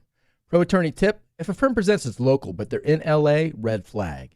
If your first consultation is not with a lawyer, big red flag. At Ashton & Price, your first consult is with a local attorney, and if serious injury prevents travel, a lawyer will come to you. Still not enough? George Washington's my uncle. At Ashton & Price, no red flags, just red, white, and blue. Remember, for the best advice, don't think twice. Call Ashton & Price. This is the story of the one. As a custodial supervisor at a high school, he knows that during cold and flu season, germs spread fast. It's why he partners with Grainger to stay fully stocked on the products and supplies he needs, from tissues to disinfectants to floor scrubbers. Also that he can help students, staff, and teachers stay healthy and focused. Call 1-800-GRAINGER, click Grainger.com, or just stop by.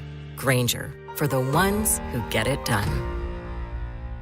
Your local sports leader in the 916. KHTK HD1 Sacramento, KYMX HD3 Sacramento. From the Power Business Technology Toshiba Studios, Sactown Sports 1140.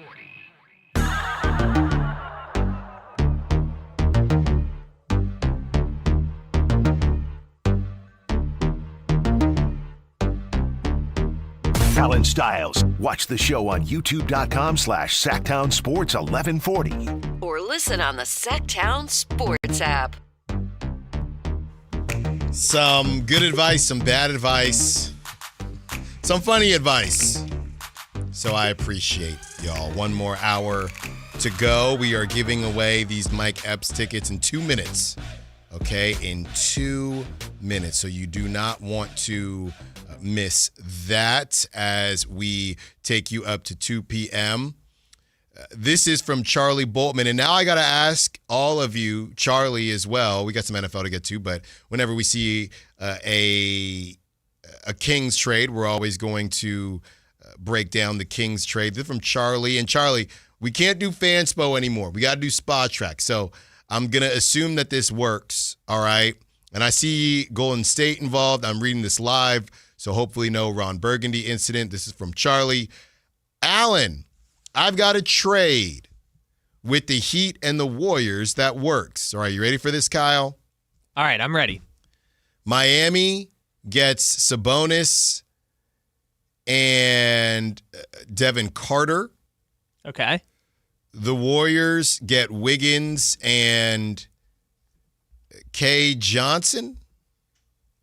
Okay. I'm double checking. Keyshawn Johnson. On all right. the Heat, I'm guessing. Yes, Keyshawn Johnson. Okay, don't know why the Warriors would want Wiggins back, but we'll go. They did for a little bit. And then wow. And then he spot tracked it. And then the Kings get Khalil Ware, Kuminga, Moody, Fontecchio. Come on. Charlie. Khalil Ware, Kuminga, Fontecchio. I get it because it's Sabonis, but I guess my biggest question is, what are we thinking Sabonis and Bam are going to do together? I don't know. Do you think that's a good match? I don't know. I know Bam can protect the rim, but offensively, I don't know, man. Bam and Sabonis are kind of the same player. Yeah. I think that's the problem, Charlie. Okay, you spot tracked it. I appreciate that, but I think that's a problem, Charlie. I think Khalil Ware is a better fit than Sabonis with Bam. I feel like the trade is Sabonis for Bam, not Sabonis for Khalil Ware and Wiggins, who I guess. But I'm assuming Charlie does not want Bam because we don't want Bam. Yeah. No, I guess that's fair. Yeah. And if the Kings were able to get Ware and Kuminga and Moody, that'd be crazy. For Sabonis and Devin Carter, that would be the finesse that normally happens to the Kings. I mean, it's not that crazy. Somebody getting a first. How about that? Somebody getting a first rounder somewhere. Yeah, there's no picks involved, which makes me think, it's the Warriors is who. They're not giving up Kuminga for Here's a better Wiggins. question. Outside of 2026, which everyone knows I'm obsessed with, would you give up an unprotected to make this work to whoever? And my answer to get Khalil Ware and Kuminga would be hell yes. Khalil Ware, Kuminga, and Moody. You're going to have to give up a pick, Charlie. Okay, so the idea as it is you're just getting all your value on the front end because the picks are inherently what is valuable in a trade. So if you're a team, I mean, it all depends on the player, but most of the time you want to give up the player because the picks could be something tremendously more valuable down the road. It gives you flexibility of options. If this is the deal the Kings are making, unless they're packaging those same players in another deal, that's kind of the team that you're stuck with at that point. And you'll reroute DeRozan somewhere and figure it out. So I think that is the right idea of what kind of value they should get in a Sabonis trade. That seems like a lot. It does, but picks are inherently more valuable than even Khalil Ware. An unprotected first-round pick is more valuable than Khalil Ware because of what that unprotected first-round pick down the line could be. So you think the thought process, the return isn't crazy, but the problem is the Heat wanting Sabonis and the Warriors willing to give up Kuminga and Moody for Wiggins. Yeah. You're not far. No. But to Charlie's point, here's the problem. It's an optics thing.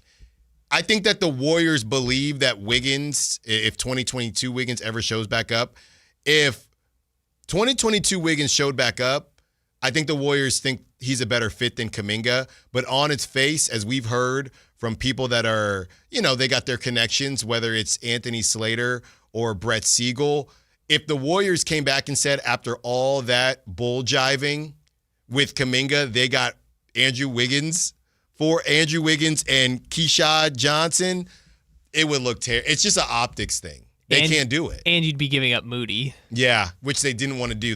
So who said, let's play the game like this? Who says no? The Warriors. Yes. And probably the Heat. But the Warriors say no first. Yeah, the Warriors are like, please go away. Yeah, the Warriors say no first. Keep working on it, Charlie. You're not far. So, the example, though, that I think is interesting is Detroit, right? Because Detroit's in first place. If they wanted to upgrade from Duren to Sabonis, if you're making the trade, if you're Sacramento, you would rather get Detroit's 2032 unprotected first than Jaden Ivey. Now, Jaden Ivey's not the greatest example because he's hurt right now, but again, value-wise, the possibility of what the 2032 could turn into gives you flexibility of options. No, I agree, and I would also take the pick. I would not take Jaden Ivey. Yeah. So it's just a version of like, hey, you'd rather have the picks if you're going to do a tear down type of trade because then it gives you flexibility of options down the line. Yeah. The text line is still giving me ideas, okay, for the birthdays, and we'll get to those before the show is over. But yeah, Charlie, you're not far off. I just think that the Warriors say no first, and then the Heat probably say. I just think, and you know what's funny? The two big lineup is all the rave, but the two big lineup is not what you've kind of coined, Kyle, as the tall man and the big man. You can't have 2 6'9" tweeners running around in Bam and Sabonis. Nobody's running that. Well, let me add an addendum. You can't have 2 6'9" tweeners running around who also both refuse to shoot the ball. Yes. That's the other problem. And let's not forget, was it Bam on Team USA was starting to shoot threes, or I think it was a couple seasons ago. Bam's going to shoot more threes. Okay. And he did not. Bam and Sabonis would be having a battle of who's going to pass out quicker because both of them just get the ball in the post, pass out. Get the ball in the post, pass out. Now, Bam does have a mid-range, but he refuses to shoot it. Yeah. That's what is so annoying about Bam Adebayo would be a perennial, like, all-NBA player if he could just shoot the ball more. Yeah. So, all right. That is a good one from Charlie. You're close, Charlie. Just keep working on it. And it is your turn to win a pair of tickets to see award-winning comedian Mike Epps perform at Hard Rock Live on Friday, December 5th. We're looking for Kyle, lucky caller number 6. Caller number 6 at 916-339-1140. 916-339-1140. 916-339-1140 to win a pair of tickets to see Mike Epps on Friday, December 5th at Hard Rock Live. You know him. He's been around for a long time, and he's funny. Mike Epps, 916-339-1140, 916-339-1140, 916-339-1140. There you go. There you go.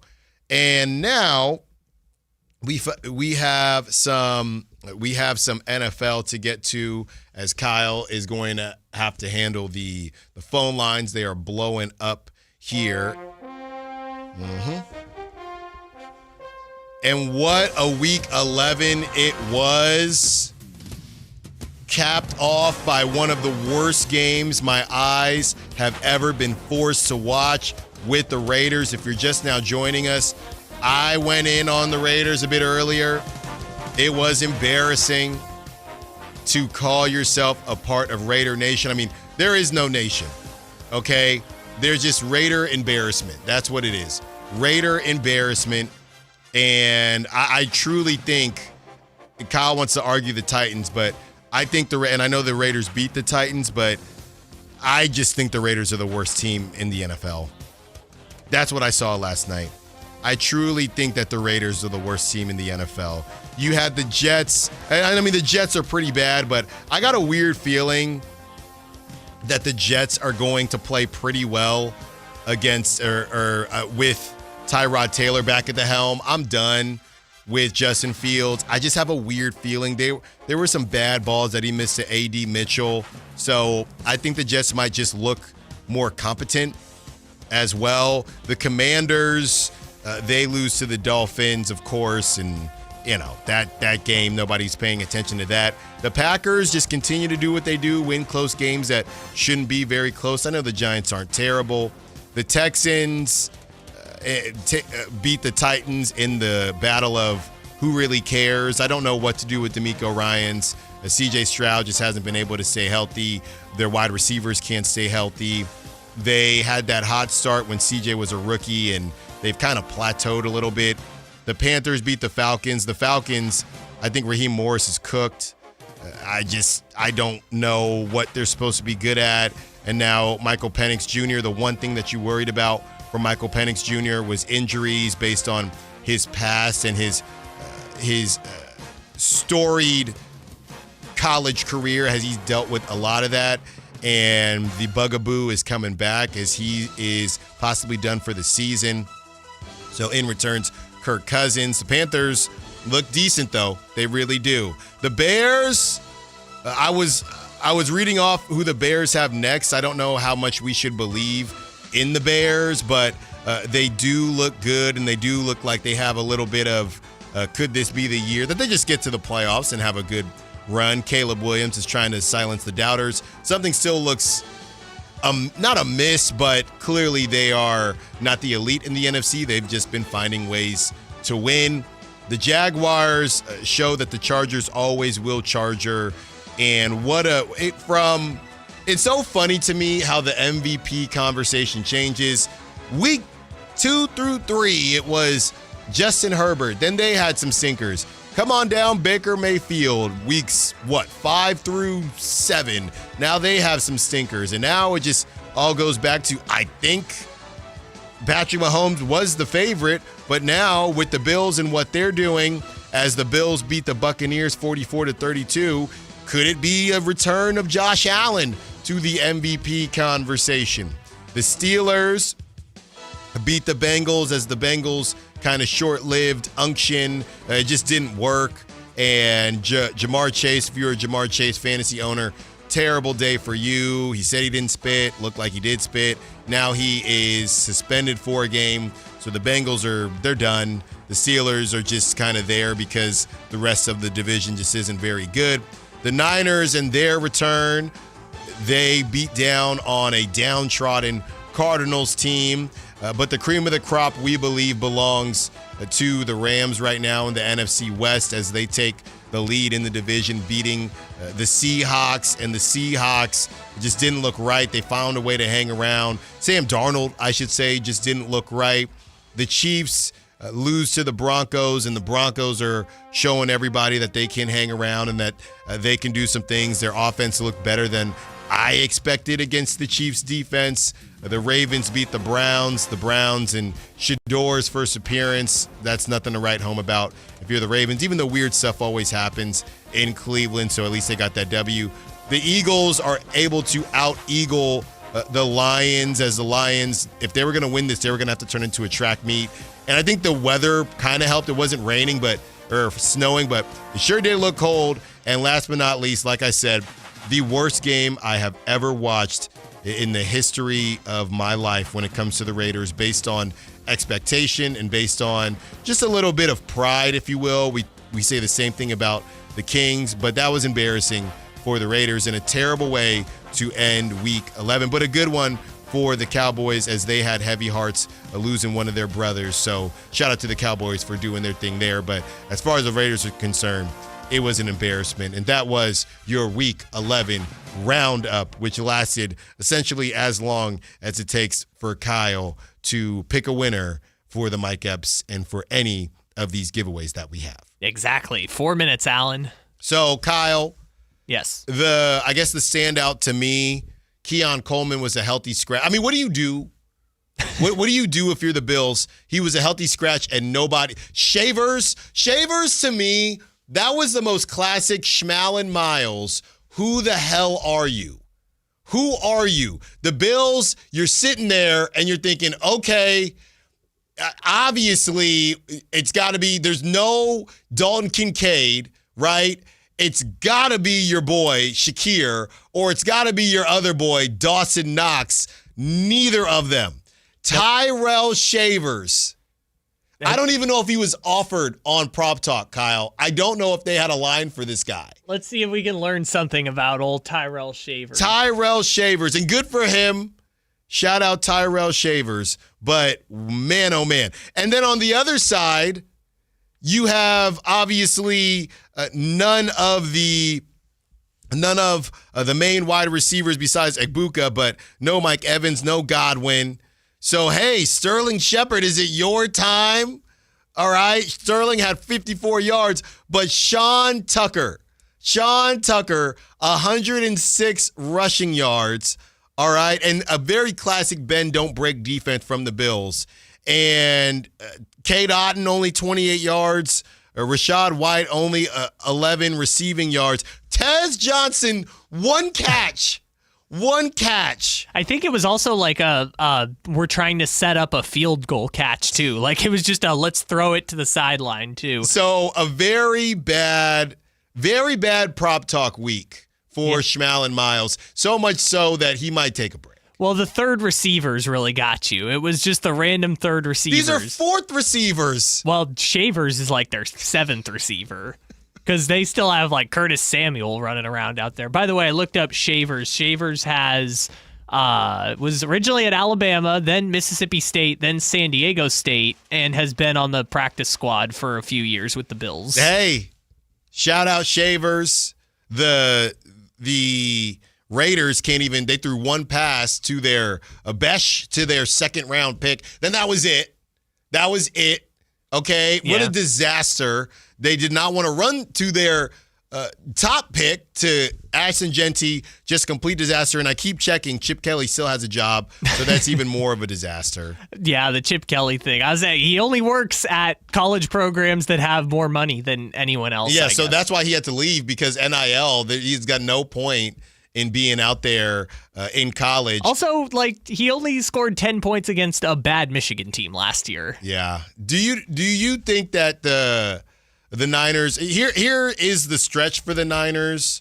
And by the way, Matt Mayoko, we're going to probably get into this more so tomorrow, but he does an overreaction kind of mailbag type deal. And Matt Mayoko says Brandon Ayuk probably won't play another snap for the Niners. What, just in general or just this season? Just based on in general. Interesting. In general, just based on how they've looked. It's his overreactions article. How they've looked. There's no need for Ayuk. He will never be seen in a uniform again. But obviously, this is overreaction on purpose.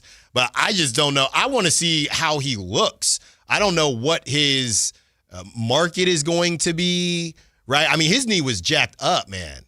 His knee is jacked up. I think somebody said that he just hit the year anniversary for his surgery. Yeah, I mean, it's been over a year since the injury, but I think they delayed the surgery for a bit. But with the Niners and where they're at, I mean, the Rams are the Rams, and I need to respect the Rams, but the Niners are Monday Night Football, Panthers at Niners. I think the Niners are going to I'm actually waiting to get the Niners defense on waivers right now. I don't know, Allen, the pan wagon. All they're going to do is shut down my boy Tet McMillan. And, I mean, we know it ain't Leggett. He ain't doing nothing. All of those draft picks, man. It was like Coleman, Leggett. Let me just pull up that 2024 draft class. There were some good, but that was the thing, if I'm not mistaken. They did not take Xavier Worthy, the Bills. Yeah, but like Worthy's not exactly killing it either. Like He's a go-route guy. He's a go-route guy. Fine. Here's the better way to phrase it. There were all those receivers in the 2024 class, and it feels like every team is upset with the one they got. Let's look it up. We got to see who else there was. Marvin Harrison Jr. with the Cardinals. Maserati Marv. I mean, they're upset with him for sure. And now he got appendicitis, so he is out. I think, yeah. Although he's questionable because I have to move him back off IR. Anyways, Neighbors with the Giants, that one's fine. Yeah, Neighbors. I mean, obviously his leg is torn in a couple places, but that one's fine. He'll be back. Roma Dunze, where's he been? No, that's more of a what's the offense gonna be? Let's see. So we got Brian Thomas Jr. Okay, he's been pretty good. No, but he had a good rookie season, and then he fell. A lot of these guys can't stay healthy either. Here we go. This is what I was remembering. Okay. 28, Xavier Worthy. Mm-hmm. 31, Ricky Pearsall. 32, Xavier Leggett. 33, Keon Coleman. 34, Ladd McConkey. 37, Jalen Polk. Ladd. Like, Ladd is the only one in that group where the team is not like... Ricky, hold on. Ricky, it's more of a matter of is he, and I'm not counting the shooting. But Ricky, it's can you stay on the field or not? He caught, did they target him? Did they target him on Sunday? He had He had zero catches. But that's kind of my point. Like, there was like 6 receivers that were all going to get picked in the same place. And it feels like, other than Ladd McConkey, which is hilarious that he's an NFL star now, other than him, all of the teams are upset with the guy that they got for various reasons, whether it's getting benched for not showing up to a walkthrough or just not being available. Ricky Pearsall 1 catch for 0 yards. Yeah, dude. I mean, but no, he's just coming back from injury. But Brock Purdy connection, you know? Yeah, Juwan had 54. I don't know. That Niners, honestly, the Niners are, and I've talked about this before, they're almost banned for the opposite reason the Raiders are banned. The Raiders are banned because they're terrible. The Niners are banned because you just never know whose day it's going to be, right? It could be a Jennings day. By the way, I know the trade deadline already passed by, but I mean, I don't know. Am I the only person that just feels at least a little bit, I know not bad isn't the right word, but the backup crew, I mean, the Niners just kicked the backup crew to the curb. I mean, Kendrick Bourne, is he still on the Niners? I don't know. I saw him running some routes. I saw DeMarcus Robinson catch a ball. I thought, okay, that's just Shanahan trying to be cute. But, man, they were holding it down, and as Thanksgiving's around the corner, the parents come back to the table, right? It's, hey, yo, get out of my seat. They all got kicked back to the kiddie table. Yeah, bye Kendrick Bourne. Sky Moore just returns punts now. Yeah. That's all he does. And Mac Jones, obviously he's the backup, but they'll always have that 4-week stretch, and they'll always have that first game. They can say, hey, we beat the Rams. We beat the Rams. Even though Fred Warner punched out the ball to beat the Rams. We beat that Rams team that first go-round. So, yeah, that's crazy stuff. But as far as the Niners are concerned, I don't know, man. They're going to get this Panthers team who's going to be squirrely, but when the Niners get hot, when they stay on schedule, there's just nobody like them. The Browns, like I said, you better hope it don't rain. And it could be Shador. What? You mean next week? Or when they play them? I'm talking about when they play November 30th. I think that game is the Niners, because didn't they lose to the Rams last season? Weirdly. Oh, excuse me, the Browns. I think that was 2 years ago, because it was Moody missing the kick. Right. So I would say this. They're probably going to win, but it's probably going to be 10-3. Myles Garrett's going to have so many sacks. Yeah, 10-3. Then they get the worst team, according to Kyle. I say the second worst team in the league, in the Titans. Then it gets real for them the last 3 games of the season. Colts, Bears, and Seahawks. And we got to see how real it's going to get, because the Colts are about to play the Chiefs, and the Chiefs are coming off a loss. The Colts can really show us if they're really about that action, and if the Chiefs are really cooked this season. This is a huge game. Dude, the Chiefs, man. See, this is the thing that I was talking about over the weekend, though. Like, the Chiefs are not going to win the AFC West.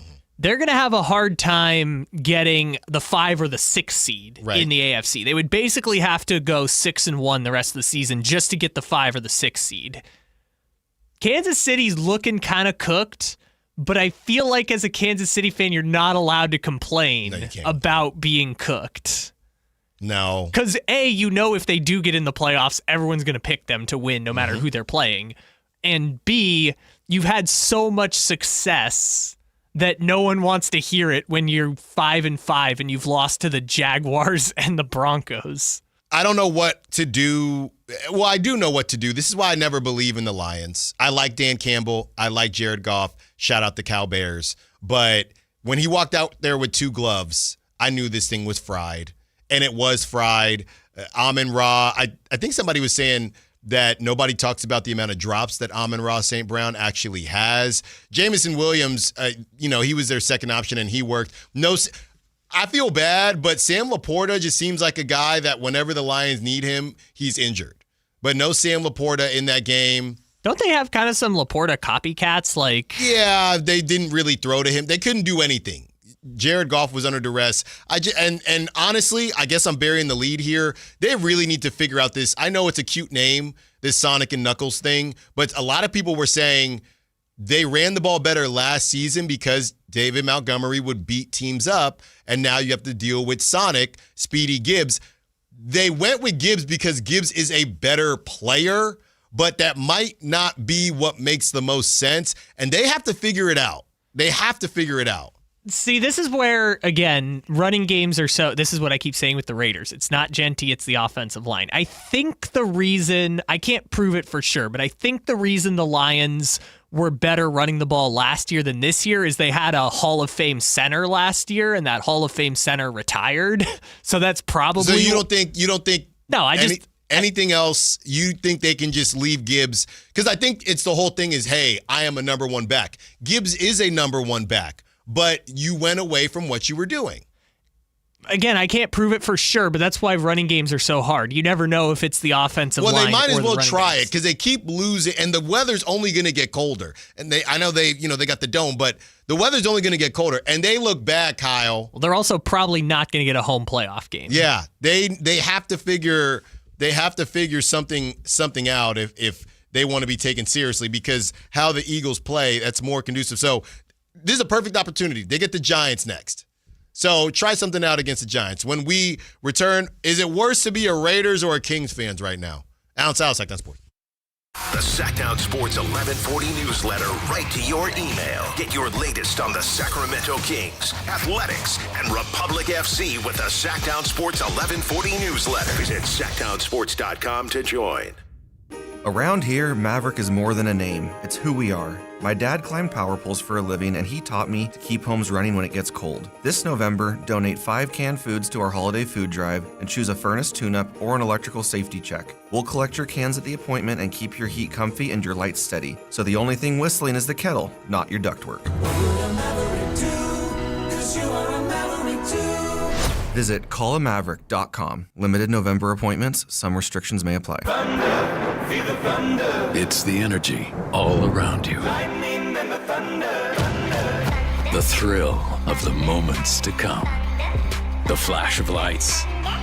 The rush of pure exhilaration. The roar of the crowd. See it, hear it, feel it. Feel the thunder. Lightning and the thunder. Thunder Valley Casino Resort. Feel the thunder. Guys, want long-term health you can count on? It starts with knowing your numbers.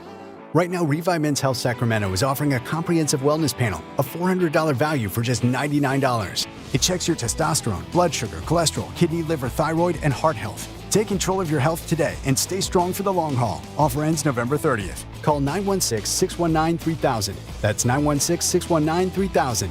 Or visit ReviveMen'sHealth.com today.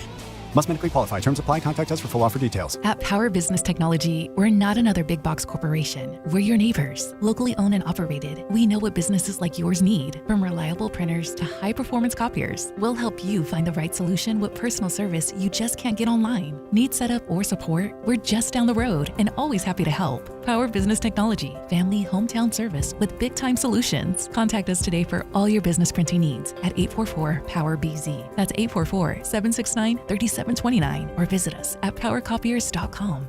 At Elk Grove Honda, not only do we have a great selection of pre-owned cars at very fair prices, but every one of our pre-owned automobiles are treated with kid gloves with a 182-point inspection that covers everything from unibody to tires to brakes and engine filters. Then our cars receive a mobile oil change and fresh fill-up with full synthetic mobile oil. We know you have lots of choices of where to purchase your next car. Come to Elk Grove Honda, home of the 182-point inspection and mobile oil change. We're in the Elk Grove Auto Mall, Highway 99 at Elk Grove Boulevard. Capital Casino, Sacramento's #1 poker room with primetime football. It's back. Capital Casino is giving away $500 per game and high hand bonuses for every Sunday, Monday, and Thursday night primetime game. Offering the best food, best service, and the best action with the most variety of games in the region and conveniently located at 411 North 16th Street in downtown Sacramento. For more information, log on to capital-casino.com and please gamble responsibly.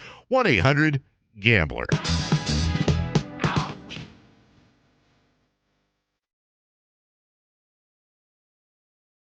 Allen Stiles. Watch the show on youtube.com/Sactown Sports 1140. listen on the Sactown Sports app.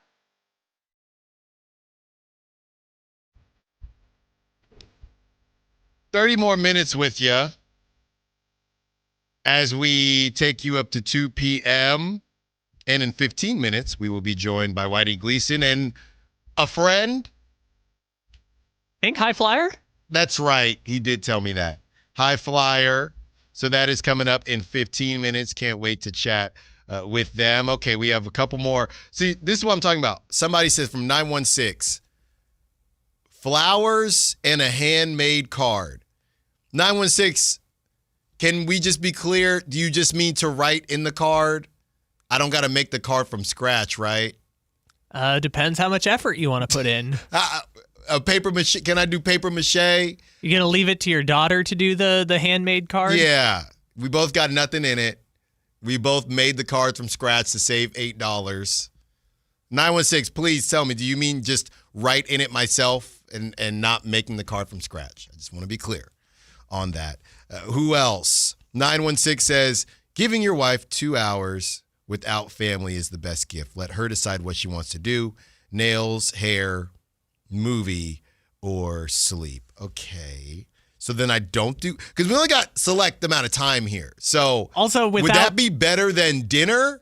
Would that be better than dinner with the younger baby? Because we're still in the spot where she'll just sit. This is the time when you go out, right? When she just sits there, and because she's only 2 months. Still once potato. they get a little bit, still a pooping potato. She gets a little bit older, she wants to actually do stuff.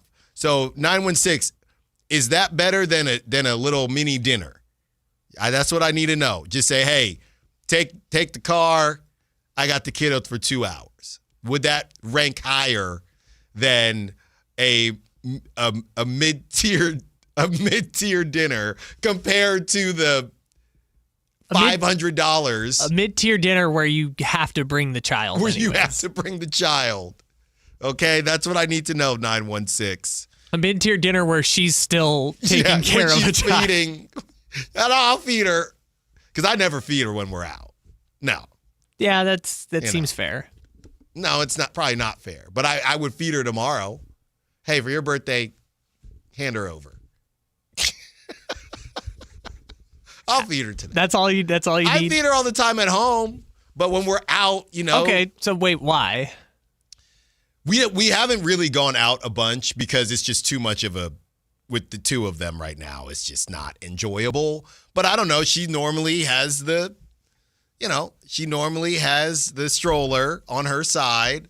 Sure. So she say, she's hungry and just pops over. So it's only been two or three times we've gone out. So it's just instinctive that she's just. But if we go out tomorrow, I'll say, hey, if she gets hungry, I'll be a parent. Oh, that's happy birthday. I mean, buying a cheap dinner. It's not cheap. More frugal. It's not cheap. Well, it's a nice place. I'm not going to out you, but based on the idea you mentioned earlier, it's not even, paying for a nice dinner. 916 says, a sip and paint might not be a bad idea. Fairly romantic. When are we going to do? Is she going by herself? Are we bringing the child? We can't take the kid to sip and paint. I like the ideas, though. Thank you, 916. All right, so we're between a nice, it's not a black tie dinner. So a nice dinner versus, hey, 2 hours yourself, I got the kids. God, this is such an Allen Stiles. Like, we've spent 45 minutes on this, and there are no wrong answers, dude. There's no wrong answers. Hey. Flower, card, there's no wrong answers. You're going to be fine. You've already done the big birthday celebration. Yeah, I think people are chiming in later not knowing that we already did it because now 408 says, call your mom or a very trusted friend to watch the kids, figure out the date, make a reservation, take her on a nice date to a fancy restaurant without the kids, and just so she knows how appreciative you are and she'll appreciate your planning. No, 408, I already did that. The problem is I did it on Saturday, and her birthday's tomorrow. But you did it on purpose because that's when the show. That's when we went to see the concert, and enjoy ourselves at the sports bar. At the sports bar. okay? All right, this is getting ridiculous. This is the last one. Take her to the drive-in theater and buy her a 20 chicken McNugget with extra sauce. What do you think he is? Are you 16? Yo, I do mess with the drive-in, though. What are you, a 15-year-old child? What is nostalgic. It's nostalgic. Okay, maybe this is a generational thing then. Then they're roasting me. Maybe your budget can afford that one. All right, 916. Look, I do like the drive-in. It is nostalgic. Kyle, you ever been to the drive-in? Never once. Really? I've never once been. Wow, the drive-in. It's a nice time. The one time we were at the drive-in. One time we were at the drive-in and it was very annoying. I forget, it was the movie where they were trying to rob a house. It's fairly new. Home Alone. No, they were trying to rob a house. That John Hamm show. And the guy was blind. But the guy ended up catching them. And pretty sure this is just Home Alone. No, but the whole problem was the receiver wasn't working properly. So we watched the whole thing with no sound. The whole thing with no sound. And that was the last time at the drive-in. But good times when it works properly. Good times when it works properly. This sounds like it was in 1987. No, it was about 3 or 4 years ago. All right. And we were complaining. And you know me, I'm getting very upset being stuck in a car and it's not working properly. All right. Whether or not it is worse to be stuck in a car at a drive-in with no sound or to be a Raiders fan or a Kings fan. Senor Segway strikes again. About a 2-star one. Yeah, it's you know, we're working. It was the same as my experience at the last drive-in. But other times they have been a good time. Speaking of a bad experience, watching the Raiders and Kings. That's right. That's right. I would say this, and I'll keep it short and simple. It's worse right now to be a Raiders fan for one specific reason. Number one, if you are from the Bay, they're in Vegas now, but I'll separate that from just on the field. There's one reason, and it's the same thing I talked about yesterday. Scott Perry. I have plenty of belief in Scott Perry. The Raiders have gone from Telesco to Spytech, and now Tom Brady's a part of it. Even though you can stink and get the top pick very easily in the NFL, and it's not that easily if you are the Raiders, I think that the situation right now is worse for the Raiders than for the Kings. You have another year at Geno, okay? You're going to have to move off Pete Carroll. That's what, your fourth coach being out there in Vegas. Your GMs, that whole thing has stunk.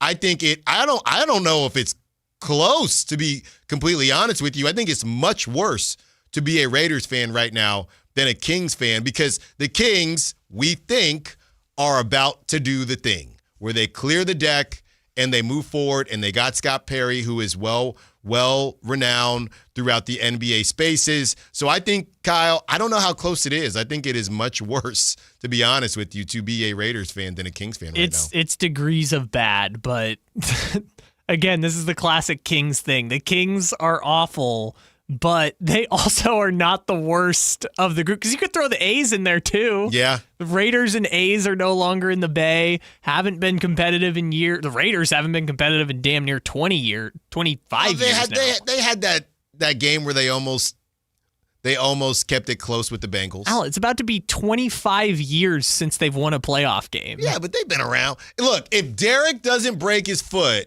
they win the Super Bowl in 2016. You do know that, right? Yeah, and if De'Aaron Fox doesn't hurt his finger, the Sacramento Kings are in the conference finals. And that Kings Raiders fan out there has a completely different outlook on life than they currently have. And the A's have no hypotheticals, because the A's are the A's. They don't need hypotheticals. They got Nick Kurtz, and they got Jacob Wilson, and they got young talent. Yeah, I guess if I'm ranking the tiers, like Raiders and Titans, I feel like, are the two, but the Titans have been good recently, so the Titans don't get to count in this category. Like, the Raiders kind of just stand alone, and like it's just been awful for 20 years. And there's like blips of slightly less awful, but still awful. Like, that's kind of the, like, even the 2 playoff appearances you've had since 2002, one of them was with your special teams coach because your head coach got essentially resigned for being a public everything, every ism you can think of. And in 2016, your best team, your quarterback broke his leg. Like, even that is the only glimmer of hope that you have for the entire 25 years of Raiders football. I'm sorry. The texts keep on coming in. Somebody knew the movie and they got it right because I looked it up. The movie was Don't Breathe. That is correct. Yes, that is the movie. It came out. When did it come out? Is this like that Blink? 2016. We were at and Kyle wouldn't believe it. You said a few years ago. That's a decade ago. That's a few years ago. I was a sophomore in high school. The plot, yeah, they steal money and they try to get into this guy's house and they can't get out. Just a couple more, and then we're going to get back on track with Whitey Gleason here. But you couldn't hear it. No, we could not hear it. For a movie called Don't Breathe. Yeah, it was I guess it kind of worked out because it was just silent the whole time. Somebody said, I didn't realize the kids were going to stay home. Maybe set up a candlelight bathtub situation with some strawberries. Who is this? Is this me on the is this the same foot massage person? Yeah. Ooh, we got some, some romantics on this line. That's from the 916. I like that 916. We got to get all the duckies out of the bathtub, but I like that as well. 916 says, from El Dorado Hills, a shout out. It's harder to be a Kings fan because there's a heck of a lot more games we have to suffer through during a season. That's a good argument, but I'm still going Raiders because a lot of you are still locked in right now because we know what's coming. I don't know what's coming with the Raiders. I have no clue. We know that something is going to happen with the Kings.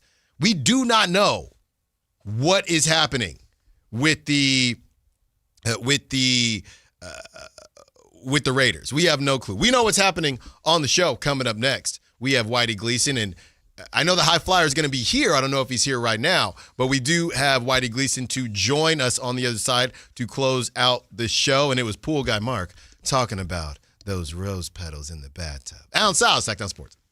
Hey, everybody. We're talking to Chad Hoblet of Hoblet Dodge, Chrysler, Jeep, Ram, and Woodland. What's going on for the Black Friday sales event, Chad? Save big on the best-looking Jeep Grand Cherokee on the market. When you save up to $10,000 off MSRP on the brand-new 2025 Jeep Grand Cherokee L Altitude X. This Grand Cherokee has all the bells and whistles you could ever want and more. People won't be keeping up with the Joneses. They'll be keeping up with you. It's true. This has got to be the best-looking Jeep I've seen. I didn't think Jeeps could look any better, but they did it. But Hoblet is more than just Jeep. Whatever you're looking for, you can find it at the Hoblet Certified Pre-Owned Supercenter. We have over 220 vehicles waiting for you at HobletDodge.com. Search, select, and save at HobletDodge.com. Unbeatable prices, unbeatable selection. Nobody beats Hoblet, period. 10,000 total net savings on select new 2025 Jeep Grand Cherokees after 5,000 factory rebates and 5,000 dealer discounts. Rebates include 2,000 SFS bonus cash. Must finance through Stellantis. 500 first responder bonus cash for eligible first responders. 3 of this net savings. Sample VIN 746799. See dealer for details. $5,000. That's the average amount of money people in the U.S. are now spending on gas in a year. $5,000. That's crazy. If you drive, you have to download Upside, the free app that gives you cash back every time you get gas. That's right. You can earn real cash back with Upside just by buying the gas you're already buying. You can literally start earning cash back today. I use Upside every time I fill up, and I've already made around $200-$300. You're putting gas in your car anyway. Why not get real cash back? If you like free money, download Upside. I'm saving the cash I earn from using Upside to help pay for a vacation later this year. Download the free Upside app now to earn cash back every time you buy gas. Use promo code BOOST25 to get an extra 25 cents per gallon on your first tank. You can cash out anytime right to your bank, PayPal, or a gift card for Amazon and other brands. Just download the free Upside app and use promo code BOOST25 for a 25 cents per gallon bonus on your first tank. That's code BOOST25 for a 25 cents per gallon bonus. Honey, look. 4 calling birds. Do they have cell phones? Well, yeah. They're called calling birds because they have 4 lines of Cricket 5G. How do they pay? Oh, easy. Each line is only $25 a month. Who are they calling? Beats me. One sec, gotta take this. Join Cricket Nation and get 4 lines for $25 per month each. Smile, you're on Cricket. Cricket may temporarily slow data speeds if the network is busy. New lines only. All lines must be selected. Unlimited plan fees. Terms and restrictions apply. Cricket 5G requires a compatible device and is not available everywhere. See cricketwireless.com for details. I know that hiring can be challenging. You need someone to match your role perfectly. Well, now you can meet them fast on ZipRecruiter. Build your team, build it sooner. Meet your match on ZipRecruiter. Just head to ZipRecruiter.com/free right now to try it for free. That's ZipRecruiter.com/free. Meet your match on ZipRecruiter. Try it free. No payments for 90 days on every new vehicle in stock at Sacramento Chrysler Dodge Jeep Ram. That's right. No payments until February 2026. Find them online at SacSuperstore.com, and they're centrally located right across from Hayden Oaks Golf Course. Sacramento Chrysler Dodge Jeep Ram.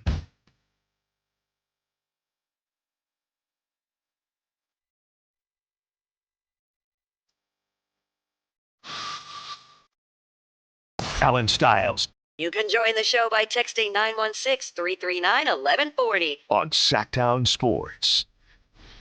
15 more minutes with ya. Sounds like you're counting down or something. You're keeping track, yeah? No. I'm just letting everyone know that I know they're counting down to hear you and the High Flyer in the building. Baby, what's happening with y'all, man?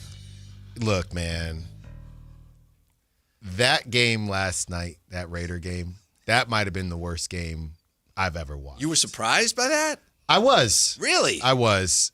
Whitey, I told Kyle, when I saw that safety, I almost cried. I just thought this can't, because they had got the touchdown, they got the stop, and I'm thinking just keep it close, keep it interesting. I know there's probably mostly Cowboys fans in there, but just keep it close. It's a Monday night. We got wings from our spot in the Thomas. I was ready to enjoy myself, and when I watched that, Whitey, I almost cried, man. I don't know where they go. We were just talking. I know you guys were in the back and you could hear us, but yeah, between Kings fans and Raider fans, and Kyle reminded me about the trifecta out there. There's some Kings, Raiders, A's fans out there as well, and if you look at it like that, there are little glimmers of a hope, I think, with all of them. I think the Kings, we know, like I was mentioning, Scott Perry, we're going to give him some more time, see what's going on. The A's have a great young core. They just got to find some pitching. Weirdly, it might be the Raiders where I don't know. You can move off of Pete Carroll. That's fine. You still have at least one more year of Geno unless they cut him like the Broncos cut Russell Wilson. And I think the craziest part was we were looking at the Tankathon, and to Kyle's point, here's the issue right now. Tennessee has their quarterback. That's fine. They're number one. Mm-hmm. The Giants have their quarterback. That's fine. They're number two. This is not a deep quarterback class. The problem is after the Giants, right now, all at 2-8 when it comes to the tiebreakers, Cleveland at 3, New Orleans at 4, Jets at 5, Vegas at 6. And right now they have the mock draft. They have the Browns taking Fernando Mendoza out of Indiana by way of Cal, Ty Simpson from Bama, and Oregon, Dante Moore at 5, Ty Simpson at 4, Dante Moore at 5, and then they got the Raiders taking some safety at 6. Oh, but you know what, fellas? This is how bad I got it. Uh-oh. Oh, no. Born and raised East Side Oakland. Yeah, right? I know. Right? So you can basically throw the A's and the Raiders on my back. And I work for the Sacramento Kings. Oh, yeah. You're in it. Well, it's been rough. And, and let me tell you, watching that game the other night, Richie Rich, the rapper, me and Rich are boys, right? And I'm watching Rich on Instagram, man, and he is Richie Rich is a diehard Raider fan. Yeah. He is having a fit, and I'm just like, what is going on? Yeah. I mean, it's just something you really can't put your finger on. No. It's almost like when you look at them, they're like, they got to be cursed. Mm-hmm. Yeah. They got a virus in an organization somewhere. The worst thing for Oakland, obviously, not to, rub on that wound, but the team's left. Yeah. They not won, but they up and left. Here's a weird thing, though. Does it hurt? It hurts either way. But let's say the Raiders left and they just were the cream of the crop, right? Mm-hmm. Would that hurt more than, at least if you were salty because they left Oakland, you say they left. This is what I saw last night on social media. They left and they stunk. The A's have left and they haven't played well.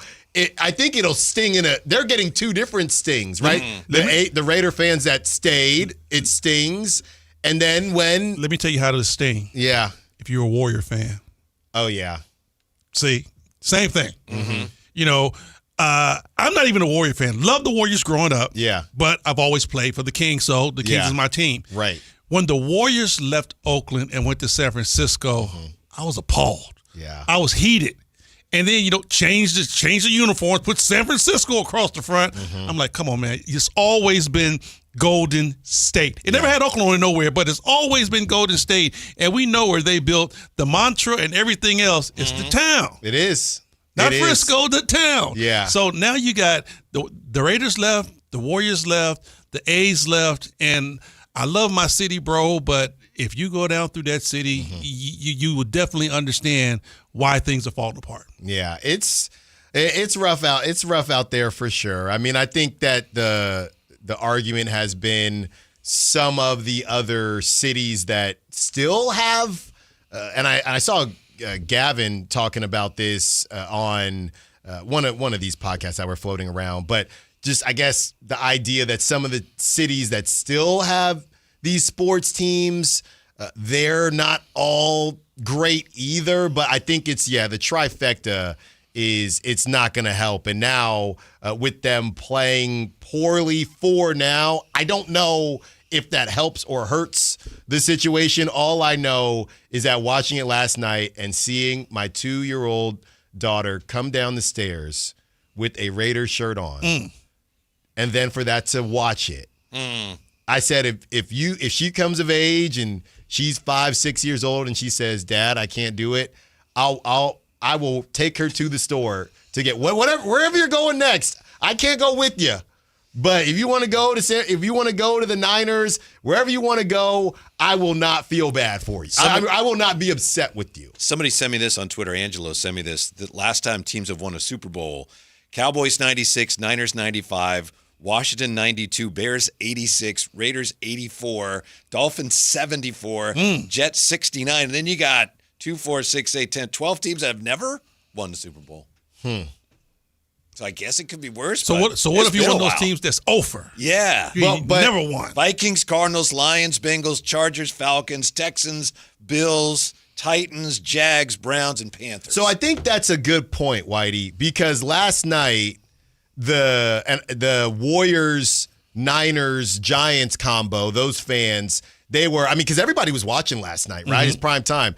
Those fans, and connected to a bunch of them being out there in the Bay, they're all just having a time. They're saying, "Man, can you imagine being a Raiders fan?" And then somebody said, "That's almost as bad as being a Kings fan." They're just having a ball. They're having a ball, right? And then somebody you need to extract yourself. I can't. I mean, from some of this sometimes for your own sake. I'm just scrolling, but then I see somebody respond, and they said, "Don't." And they had an A's picture as their profile picture, and they said, "Don't ever compare the Raiders to the Kings because of the Raiders' past and their winning." But to your point, Whitey, I don't know how old this person is, but if you're my age, the Raiders had the little stint with the Bengals, that playoff game with Bisaccia, and then 2016 where I think they would have played really well, but Derek Carr got injured. Yep, the foot. But besides those, the last deep playoff run I think was in 2003 where I was 12 years old, right?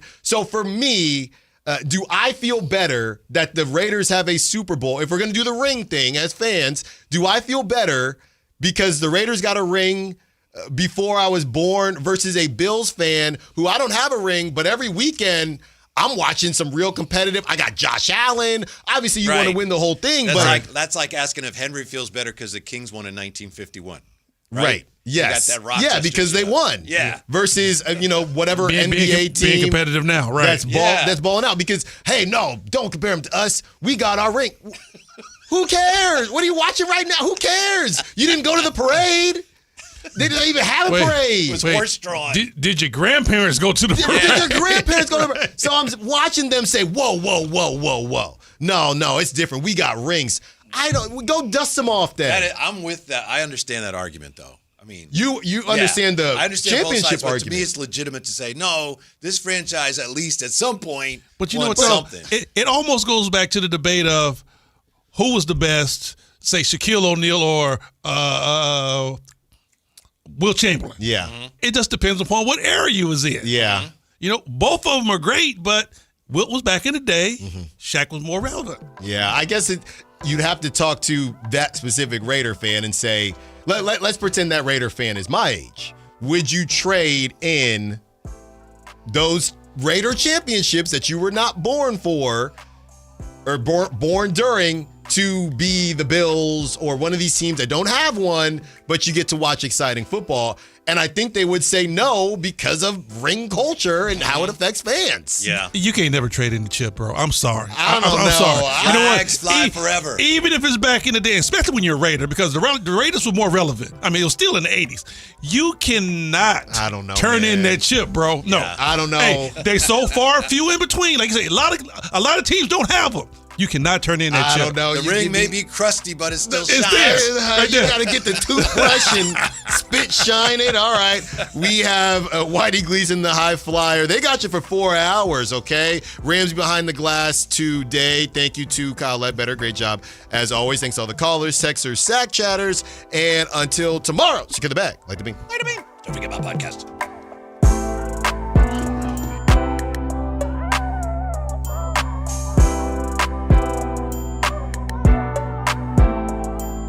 Don't forget my podcast. Gotta go.